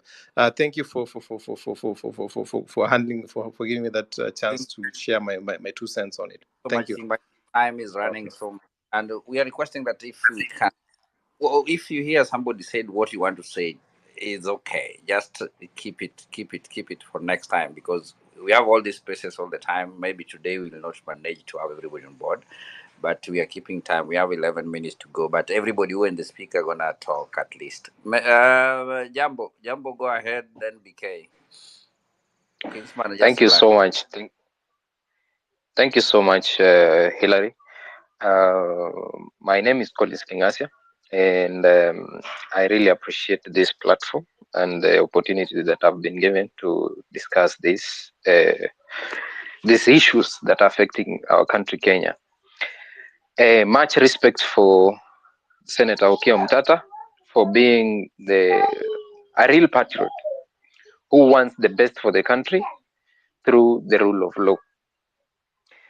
Thirdly, the leadership of this country, Kenya, the leadership of our country, Kenya, hasn't changed since the colonial days. The difference between then and now is just time and the new constitution, 2010.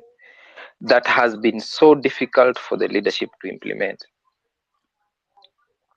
So my thinking is the secret to change the governance in our country is to get good leadership to occupy parliament legally come 2027. The hashtag Ruto must go won't be realized if we do not have numbers come 2027. Senator Okiya Omtata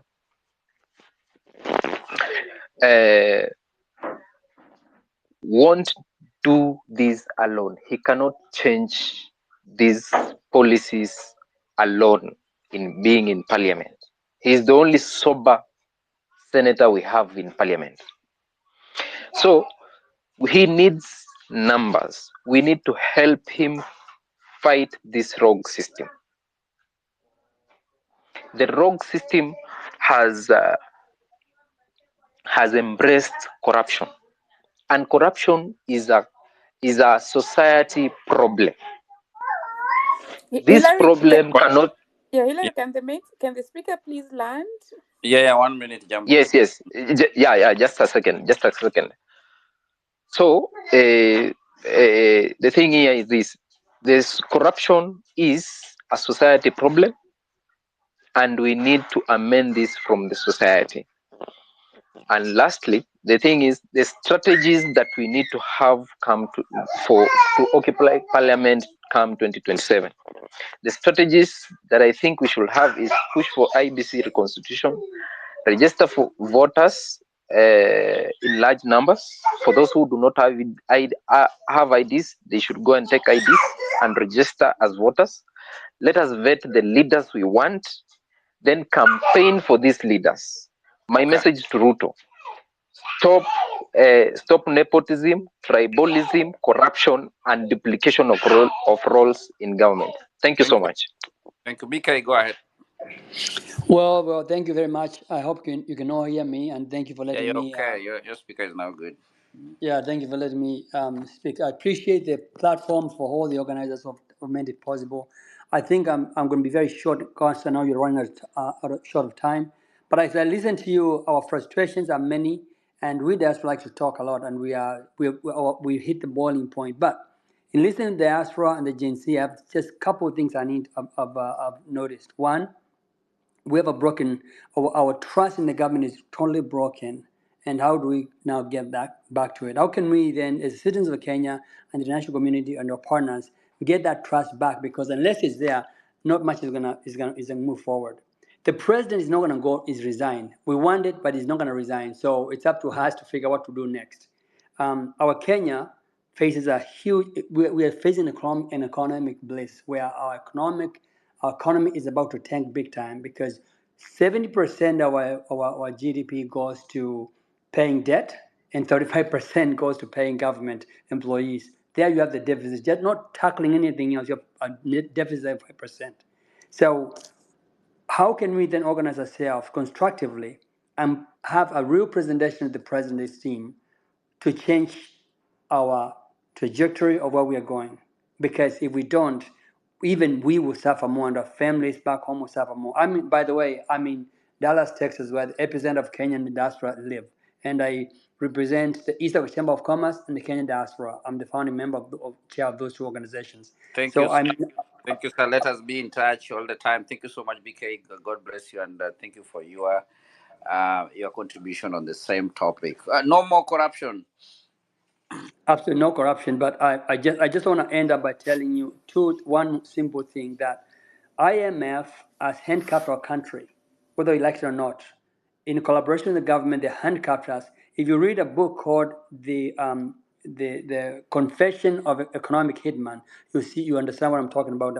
Without trying to restructure those loans, we're going to be in a big trouble. So let's organize ourselves. We can even sponsor a presidential candidate in the diaspora. We organize. We have all of us here wanting the same thing, but can we get our ideas organized and move forward? I yield back to you. Thank you. Thank you, BK. Thank you, Hillary. I see, it's strange enough. Now I see Safar. If you can hear me, please pick the mic. It's 3 a.m. in China and say something, 2 minutes, and then you go. Hi, can you hear me, guys? Yes, I can hear you. Sorry. No, it's all right. My name is Nyambura. and it's going to 3 a.m. here, and I had to wait. And thank you so much, Marge, for the opportunity. Now, I really wanted to speak about industrialization and cottage industries as an enabler for jobs back home. I live in China. I've lived here since 2014, and I have seen what cottage industries can actually do on an economy. Really, really impactful. Unfortunately, our government has never understood industrialization as it should, because all they do is tax. Now they're speaking of taxing imports left, right, and center. When we look at where we are coming from, Kenya as a country, we import everything, including the raw materials. Back in Kenya, I have it's an association for cottage industries. I don't know those of you who are still in the Facebook space. We run by the name Cottage Arise. Cottage Industries Kenya Arise, sorry. And this is where we aggregate. It is an informational platform for people in cottage industries. And when you get to listen to our people, we have a lot of problems.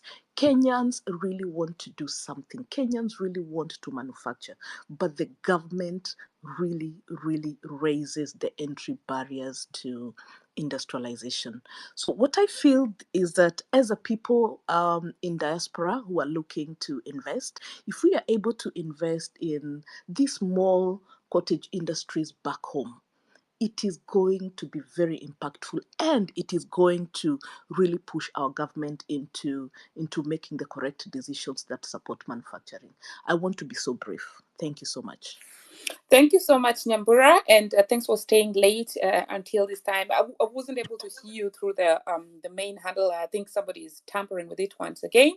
But let me encourage us to do one last round of creating the network, building the network before we finish. So do follow the host, the co-host, the speakers, look left and right and follow each other. Nyambura, I'm going to touch base with you because we are going to be having a session also on studying in China soon, and all the other people from the Asia too. So thanks for chiming in. Hillary, whom did you cue next as we finalize?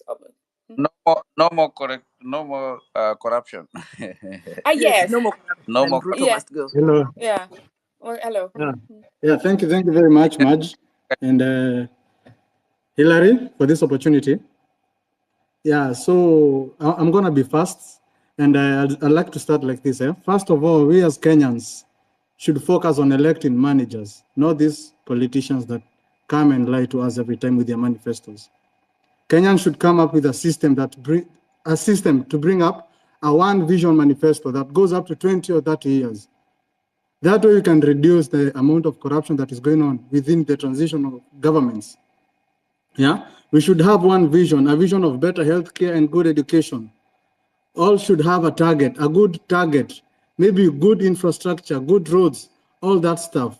That's my first point. Secondly, I'd like to ask a question, about these jobs abroad. Like, what is different about the jobs that Ruto is talking about? Because ever since these jobs have been there, in Qatar, in Saudi, in Germany, in UK, in US, what's different?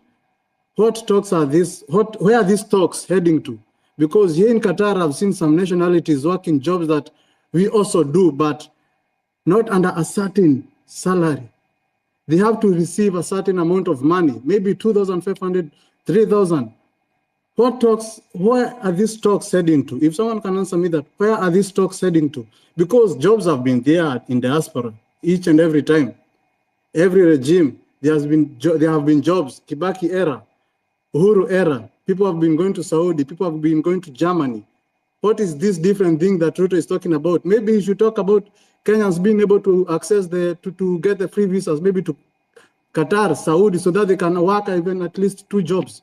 But it's nothing different. So if you can answer me, please. Thank you.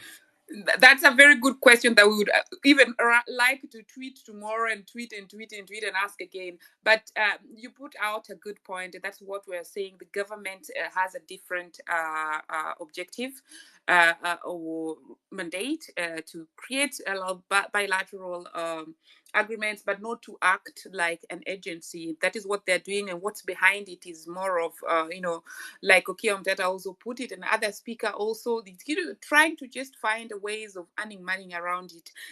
Okay, Hillary, who's next? CRDEA. Hey, this And will then have a Macau. long name. And then Macau. Okay. A very, very pleasant good afternoon to everybody. Can you hear me? Good morning, actually. Yeah, we can hear Loud you, and buddy. clear. Go on. Yeah, so I'm a Jamaican living in Canada trying to come to Kenya. I was sick in 2021 and I visited Kenya and I was healed, like no word of a lie, just being in the country. So now my heart and my emotions are tied to that country. I've invested money in Kenya. I've opened Kenyan companies. And now I want to come and work in Kenya, in one of my Kenyan companies, so I can employ people. There's a restriction of $100,000 US. I want to tell you that I have had people from within the government reach out to me and say, "Oh, there's a way that you don't have to transport that much money." I was defrauded $4,000 US. I am not the only person of African descent trying to relocate to Kenya. We're not rich, but we might have 30, 40,000 to invest and open a company and hire people. But we are being scammed and defrauded by people within Ken Invest and Kenyan Immigration. And I just want to know, when will the fraud stop? My question to President Ruto is, even though I'm not Kenyan, I feel Kenyan in my blood. That's where I find my peace. And so my question to him, when will the corruption stop? When will they have systems in place that not benefit the corruption? I had somebody from KRA want to sell me a KRA pin, a personal pin, for $1,500, and then I have to pay $500 every year to maintain the pin. That is what is going on. I'm not alone. There's tons of people like me who want to come and invest in Kenya. We are Pan-Africans. We're not exploiters, but we're being exploited. Thank you. Thank you. You bring up really very serious issues, because so far I know the KRA pin is free of charge, and somebody trying to, that's the extortion that happens. And then, they prefer to tell you, you're not Kenyan, you're this, so they're going to extort you more. They extort Kenyans and then also extort other non-Kenyans more. So that we need to follow up on. We will do that. Do follow also on the main handle there. Then if you share the details, we can follow that up on that. In KDR TV, I would like to request for you to also investigate and have something published on that, so that we can support them, because we cannot have people coming into Kenya and wanting to invest, but they're met with such corruption. Hillary, help me here. Not only that, Marge, if I might just add a little bit. Not only that, Marge, we've seen, especially where I am living in Malindi, Kilifi County. I have seen foreign investors, but from London or America, they forget about paying for the PIN. They're also told, we will help you with maintaining that account, so you don't need to pay more to the government. Then you pay them, they put some whatever, they find loopholes for you not to pay direct, dodgy ways that you can claim you've not made any money or this and that, and then you pay them, which is really, really bad. So maybe also look into that. Thank you so much, Hannah, for chiming in. Macau, let's go, and then we have closing remarks. Macau. Thanks for everybody who organized this, and thanks for letting me speak. So I'm based in Pennsylvania, in the city of Philadelphia, and I'll just be brief. I'll start by the message to the president. I think we need to cut costs. That's my message to Mr. President. For example, when he visits abroad, instead of traveling with non-productive convoys, you can utilize the expatriates in the countries of visitation. As in the diaspora, we don't even know the criteria on which the convoys are chosen. And by minimizing the convoy that comes from Kenya and utilizing the diasporians, you can cut a lot of cost. Another point I would pass is people in diaspora can serve too. We have national, county governments, committees, and boards we can, Hillary, I can't hear anyone. It's my There's network. somebody talking. Kingsman, somebody speaking, and then we'll give you a mic. Macau is talking. Macau, Yeah, go ahead. so us in the diaspora can serve in those committees, right? Even from abroad, right? And then the other point, and this is for us Kenyans, I think we need to rethink the true ways to cut the cost of governance. And this, in my opinion, is by revisiting the constitution. It's more than 10 years since we adopted the 2010 constitution. And most of us would agree that the governance or the government has become too expensive. And the reason why this is expensive is because it's like we have two governance styles. We have the US-like government style, and then we have the parliamentarian system. And in my opinion, this is not sustainable. I don't see how we can have over 20 cabinet secretaries, 47 governors, 47 deputy governors, 47 senators, over 200 members of parliament, 47 women representatives, and these are their roles appear to be redundant. It's like you are paying for one service, but you are paying so many people. And this, in my opinion, that's why the governance is not very sustainable. Big government is overly expensive, and I think is contributing to the downfall of our country. I don't see how we can afford a government where over 30% of the taxpayers' money goes to payroll, and then the rest goes to debt. Where will the money for developing the country come from? That's my point. And again, thank you for allowing me to speak. Thank you so much, Macau, for that summary. Kingsman, so you have a mic, Odera, Anna, in that order. Then as Kingsman, mic ni yako sasa. Umekuja kulala tena. Odera, go ahead. Thank you. Amuriski, you can't hear me. Okay, Kingsman, you can go. Oh, Kingsman, tunasikia sasa. Okay, Odera, you can go, then I can just come after you, no problem. Thanks, Kingsman. Okay. Thanks, Hillary. I'll try and be brief. But There is Hillary, a can you saying hear in me now? Yes, Maj, I can But hear I think you. I cannot You're hear okay. Odera. Then let me listen from the other handle again. Okay.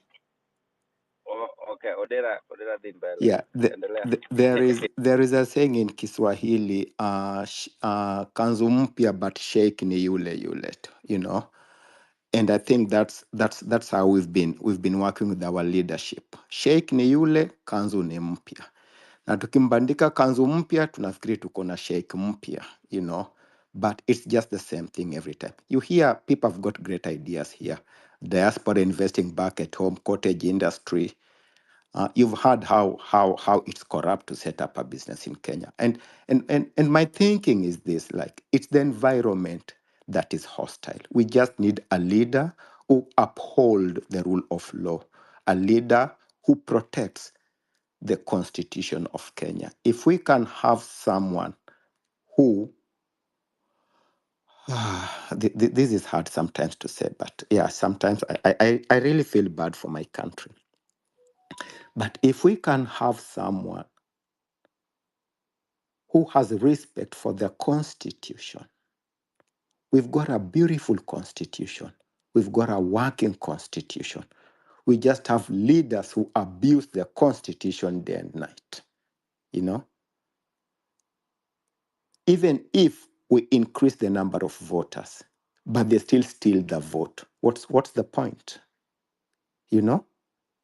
If we have elect an executive who has the treasury in their pocket, then what's the point? I've never understood why the executive runs the treasury, you know? And from that point is where this guy controls everything. Money to the judiciary, you know? He denies judiciary the budget it needs to run its affairs. He keeps threatening the county governments, we're not going to send you money. Sometimes they hold money to the county governments, make them suffer, make them beg before they send them in bits. The other day in the finance bill, they promised MPs an increment of 30 million shillings on the CDF. That is directly bribing the MPs to vote for them. So what do I want to say? Let us try and get someone who will uphold the Constitution of Kenya. The moment we find that someone and put them in the executive seat, we're going to see great things happening in my country. You know, these people have failed to fully implement the Constitution. 14 years later, they still haven't fully implemented it. They've just amended a few clauses that favors them, like recall of MPs and stuff like that. You know? So these people, even when we elect good people, then they come in and then they take advantage of the institution, the corruption and everything. So my prayer and hope is that if we can get the IEBC right, then we can have free, fair, and verifiable elections. Then we might just start seeing the light at the end of the tunnel. But until then, we have to continue fighting. And my rally call is Ruto must go at whatever cost. Ruto lazima end. He must give us back our country. Thank you, guys. Thank you so much, Odera. And I think there's an echo now coming from my end because I'm on two devices. Let's have closing remarks from Kingsman, KDR TV, then Hannah Ali. Yeah, thank you, Maj. I've been listening for the last 5 hours, wherever I've been during the day. I think we've had a very, I can say, a constructive and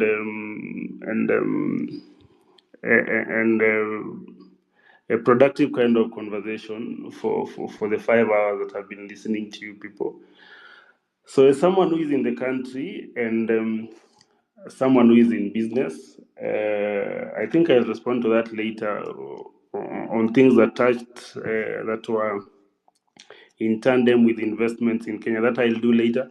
But today, being a Sabasaba Day, I think we've had a very productive day. The impact that the gathering at Uhuru Park had was similar one to the one we had 2 weeks ago, when the movement for change for the finance bill, reject finance bill started, and then the Ruto must go. So I think where we are as a country, we are at juncture where we are at a critical juncture, whereby we can decide to say that we've had enough, or we've tried our best, and then we go back to our cocoons, and then the status quo will take over. You saw the way Murkomen was just stamping yesterday. So I think until these people are out of power, they still think that Mkenya ni ule mwenye unamfanyia kitu anasahau the next 2 days, and then he is back to kuvumilia, tuvumilie, we help the government. Mad, please, because I've been here for 5 hours. Please give me at least 2, 3, 4 minutes. I've also taken a We're just very that I wanted tired. to That's share with why. you. Otherwise, there would be no problem. Just try then to get the next two minutes, and then please. Otherwise, if you asked for the mic earlier, it would have been good. But please go on. Yeah. Okay, so in terms of the movement, please, Ruto must go hashtag from tomorrow. That should be trending.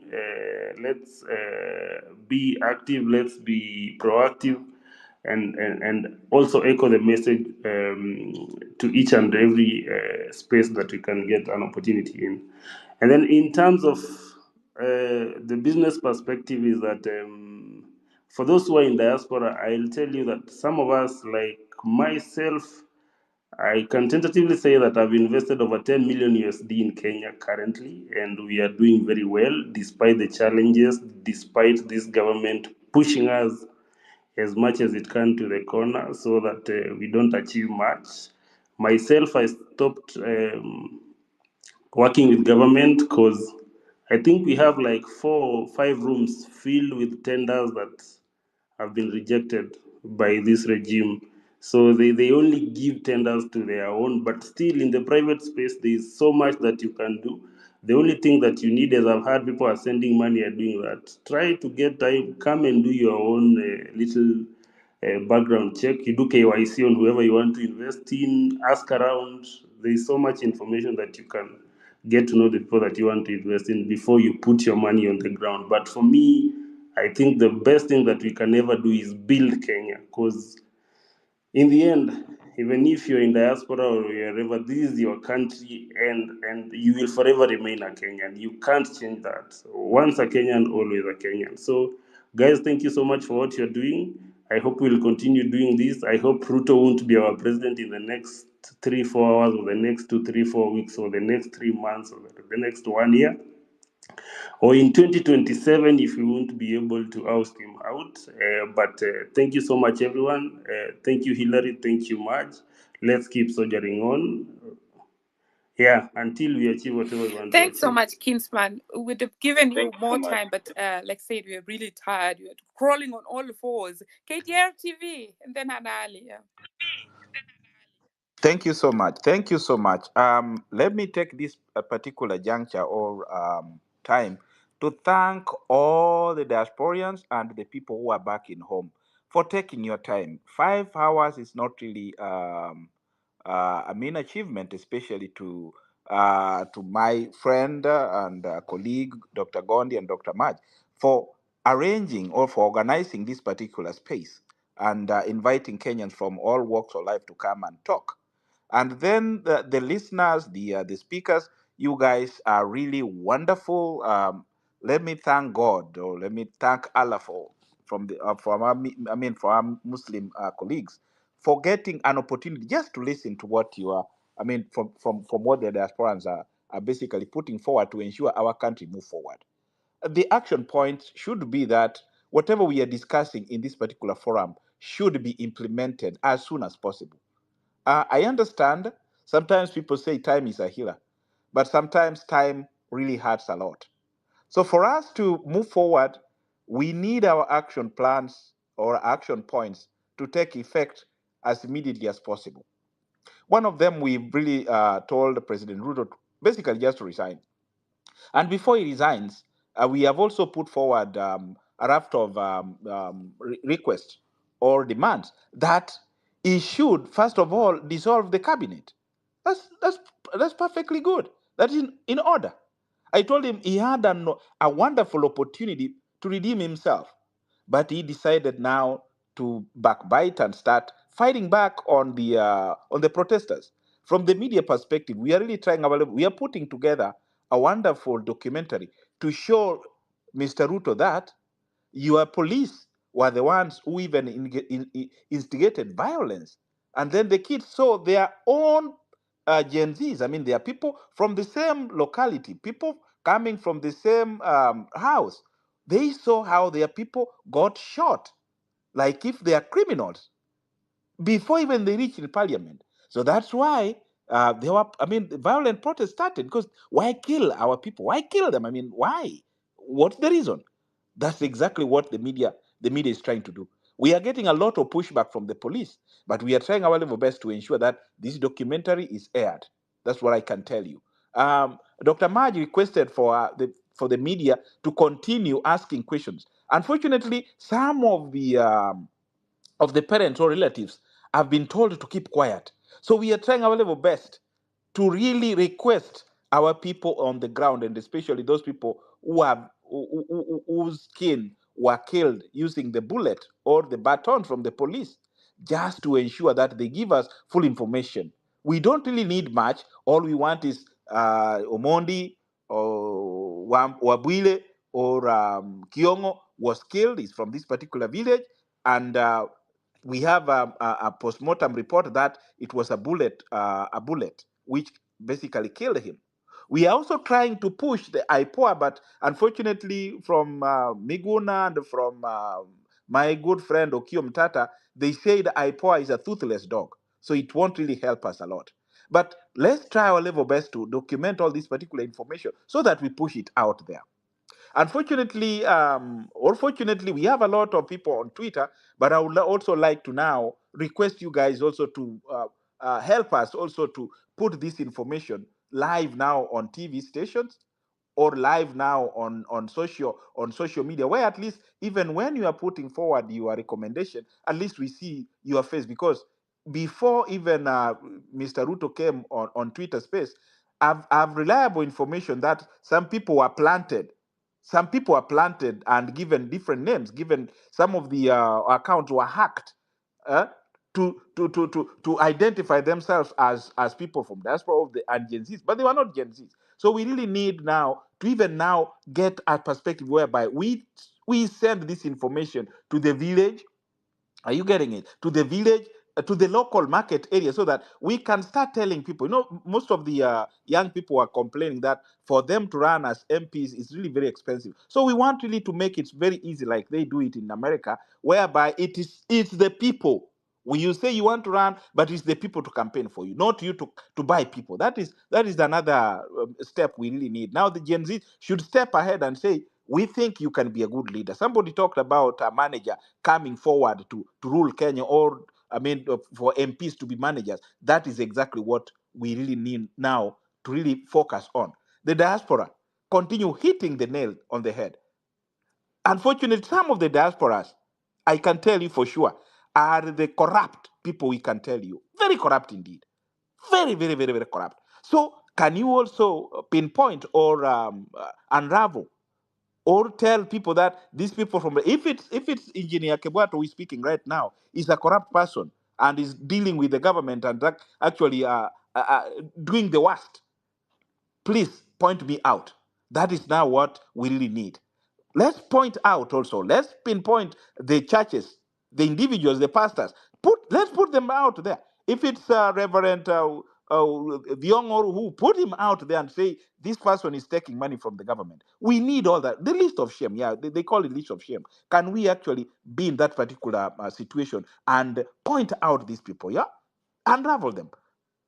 Then we'll move forward. Then I'm also demanding, this is my contribution, Dr. Maj and Dr. Gondi, can we try our level best from the diaspora also to have our own draft of demands that saying, right now we can't actually recall the MPs, but we have the Cherera 4. I'm talking of the IBC. We had the Cherera 4 who were hounded out of the office unceremoniously because the MPs who were hounded Cherera 4 out of the office are basically, they were singing the tune of the president because the president had a negative or an attitude towards the Cherera 4. These people were clean. So we demand that if we can get an MP who can write a motion to go to parliament and recall these people because they were hounded out of the office. If we have 4, we're only looking for like 2 or 3 people, then we have constituted the IBC, then we can continue recalling the MPs. We need them to go. If the president cannot call a snap election, this is one way we can go ahead. Because, by now, my brothers and sisters, if we start now the process of hiring people of IBC, there are a lot of political interests. So we don't want this particular political interest. The political interest can continue, but if we instead the Cherera 4, who are really saying the election, even if people saying Ruto got so many votes, I can tell you very sure that election is contested. The 200,000, we don't know how they did the tallies, and then it was given the president. I'm not defending Odinga, or I'm not defending who. What I'm trying to say is that let these people be accounted for. Let the Cherera 4 come back to the office. Then we can start from there. Without that, my brothers, public relations. I've done public relations. It will be like this till 2027, and and in 2027 there is no guarantee that you'll actually remove Ruto out of the office. Even if all Kenyans vote for him, even if all of them vote for him, he'll still look for ways and means of putting himself in power. That's what I can actually All tell you. right. So for that Thank you, time, my brother. let's act. Thank you. Thank you so much. And you said there was something that is very important, that let us report all these things. So you, as a reporter, I want you do that. When we have people will submit their names, and even if you're in diaspora, you are corrupt. But this thing is in DNA. I just wondering, we Kenyans, from the president to the Mtoto Amezaliwa Jana, you realize that, hey man, it is so crazy. Anna, your last submission as we went up. Thank you so much. Thank you, Hillary. Thank you, Maj. You've done so much in the past few weeks, and I do really appreciate it. And I think every Kenyan appreciates that hard work. It's not easy to be holding these spaces. It's very tiring.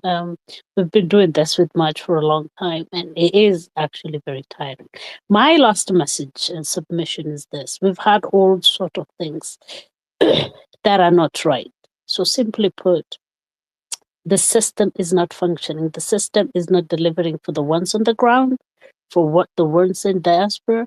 And this should be our main focus, is to get this system functioning again, to get this system to deliver for people. I want to thank all the people who participated in helping, whether it's giving water, whether it's the businesses in the CBD and the locality in the county governments that decided to give water, give food, Kenya Law Society, the doctors, which whom are still suffering. Some of them have not been posted. They've finished their trainings.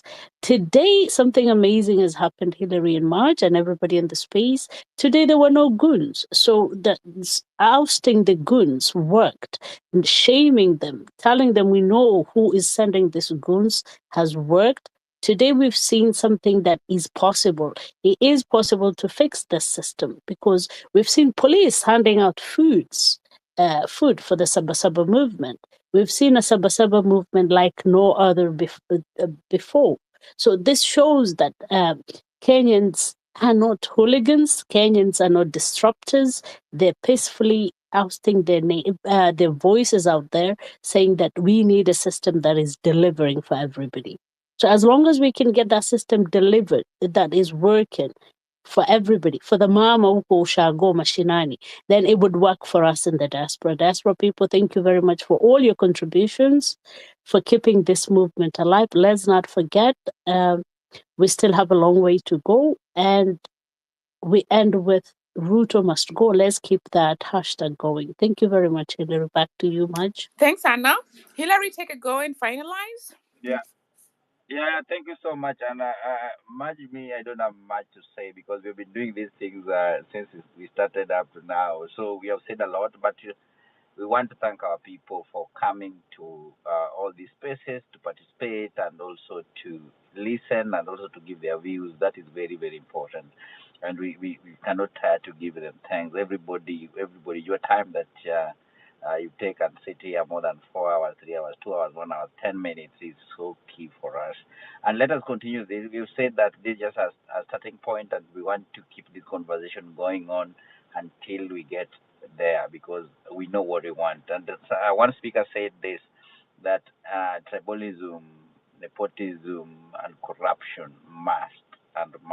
But these things start from you. It doesn't start from them. If it starts from me, then it is easier for us to end all these things. Otherwise, thank you guys. Thank you so much. Keep it alive all the time. Follow each other last round to make sure that when we have all these conversations, you are there and you're participating. And when you have a space, you have everything, let us know. We'll come there and participate. But welcome to our spaces where check whatever we're doing, check whatever we're posting, and let us have more serious news on these things. Most of the people who are in the media, let us know. Most of the diaspora and even back home, let us get the correct information when we post them so that we can be relevant all the time. Back to you, Marge, and thank you so much. Thank you so much, Hillary. Thanks, everyone, to the speakers who came on board, to all the diasporans who came in, or to all Kenyans in Kenya who listened until now. I'm not able to speak through the main handle. But that's okay. You can hear me now. I really would like to just briefly summarize and say that the feedback that has been provided is very, solid. We hope, and we're going to get action points and follow up And so there are other people who are inboxing because they were not able to speak. So those I will share, with retweeting them tomorrow. So once again, thank you so much. We're going to have a follow-up, and do build the network, keep up the hope. Be careful with whom you speak. Like you saw that somebody was bought off, recently when there was one who was saying we are going to boycott the space, but at the same time, that was, the buying off happened again, so be aware that even some of the people you're speaking to, some of them have actually been bought off already by DCI. So when you're texting somebody, check what content you're texting. Just be vigilant, stay within the legal framework, because don't make it difficult for people to come and help you, because when you're arrested, we want to try and help you, and when we're helping you, don't be already in a situation whereby you did something illegal that it's even preventing us to get you out of there. That having been said, I say good night, wherever you are, or good morning, and God bless you. Bye-bye. Bye.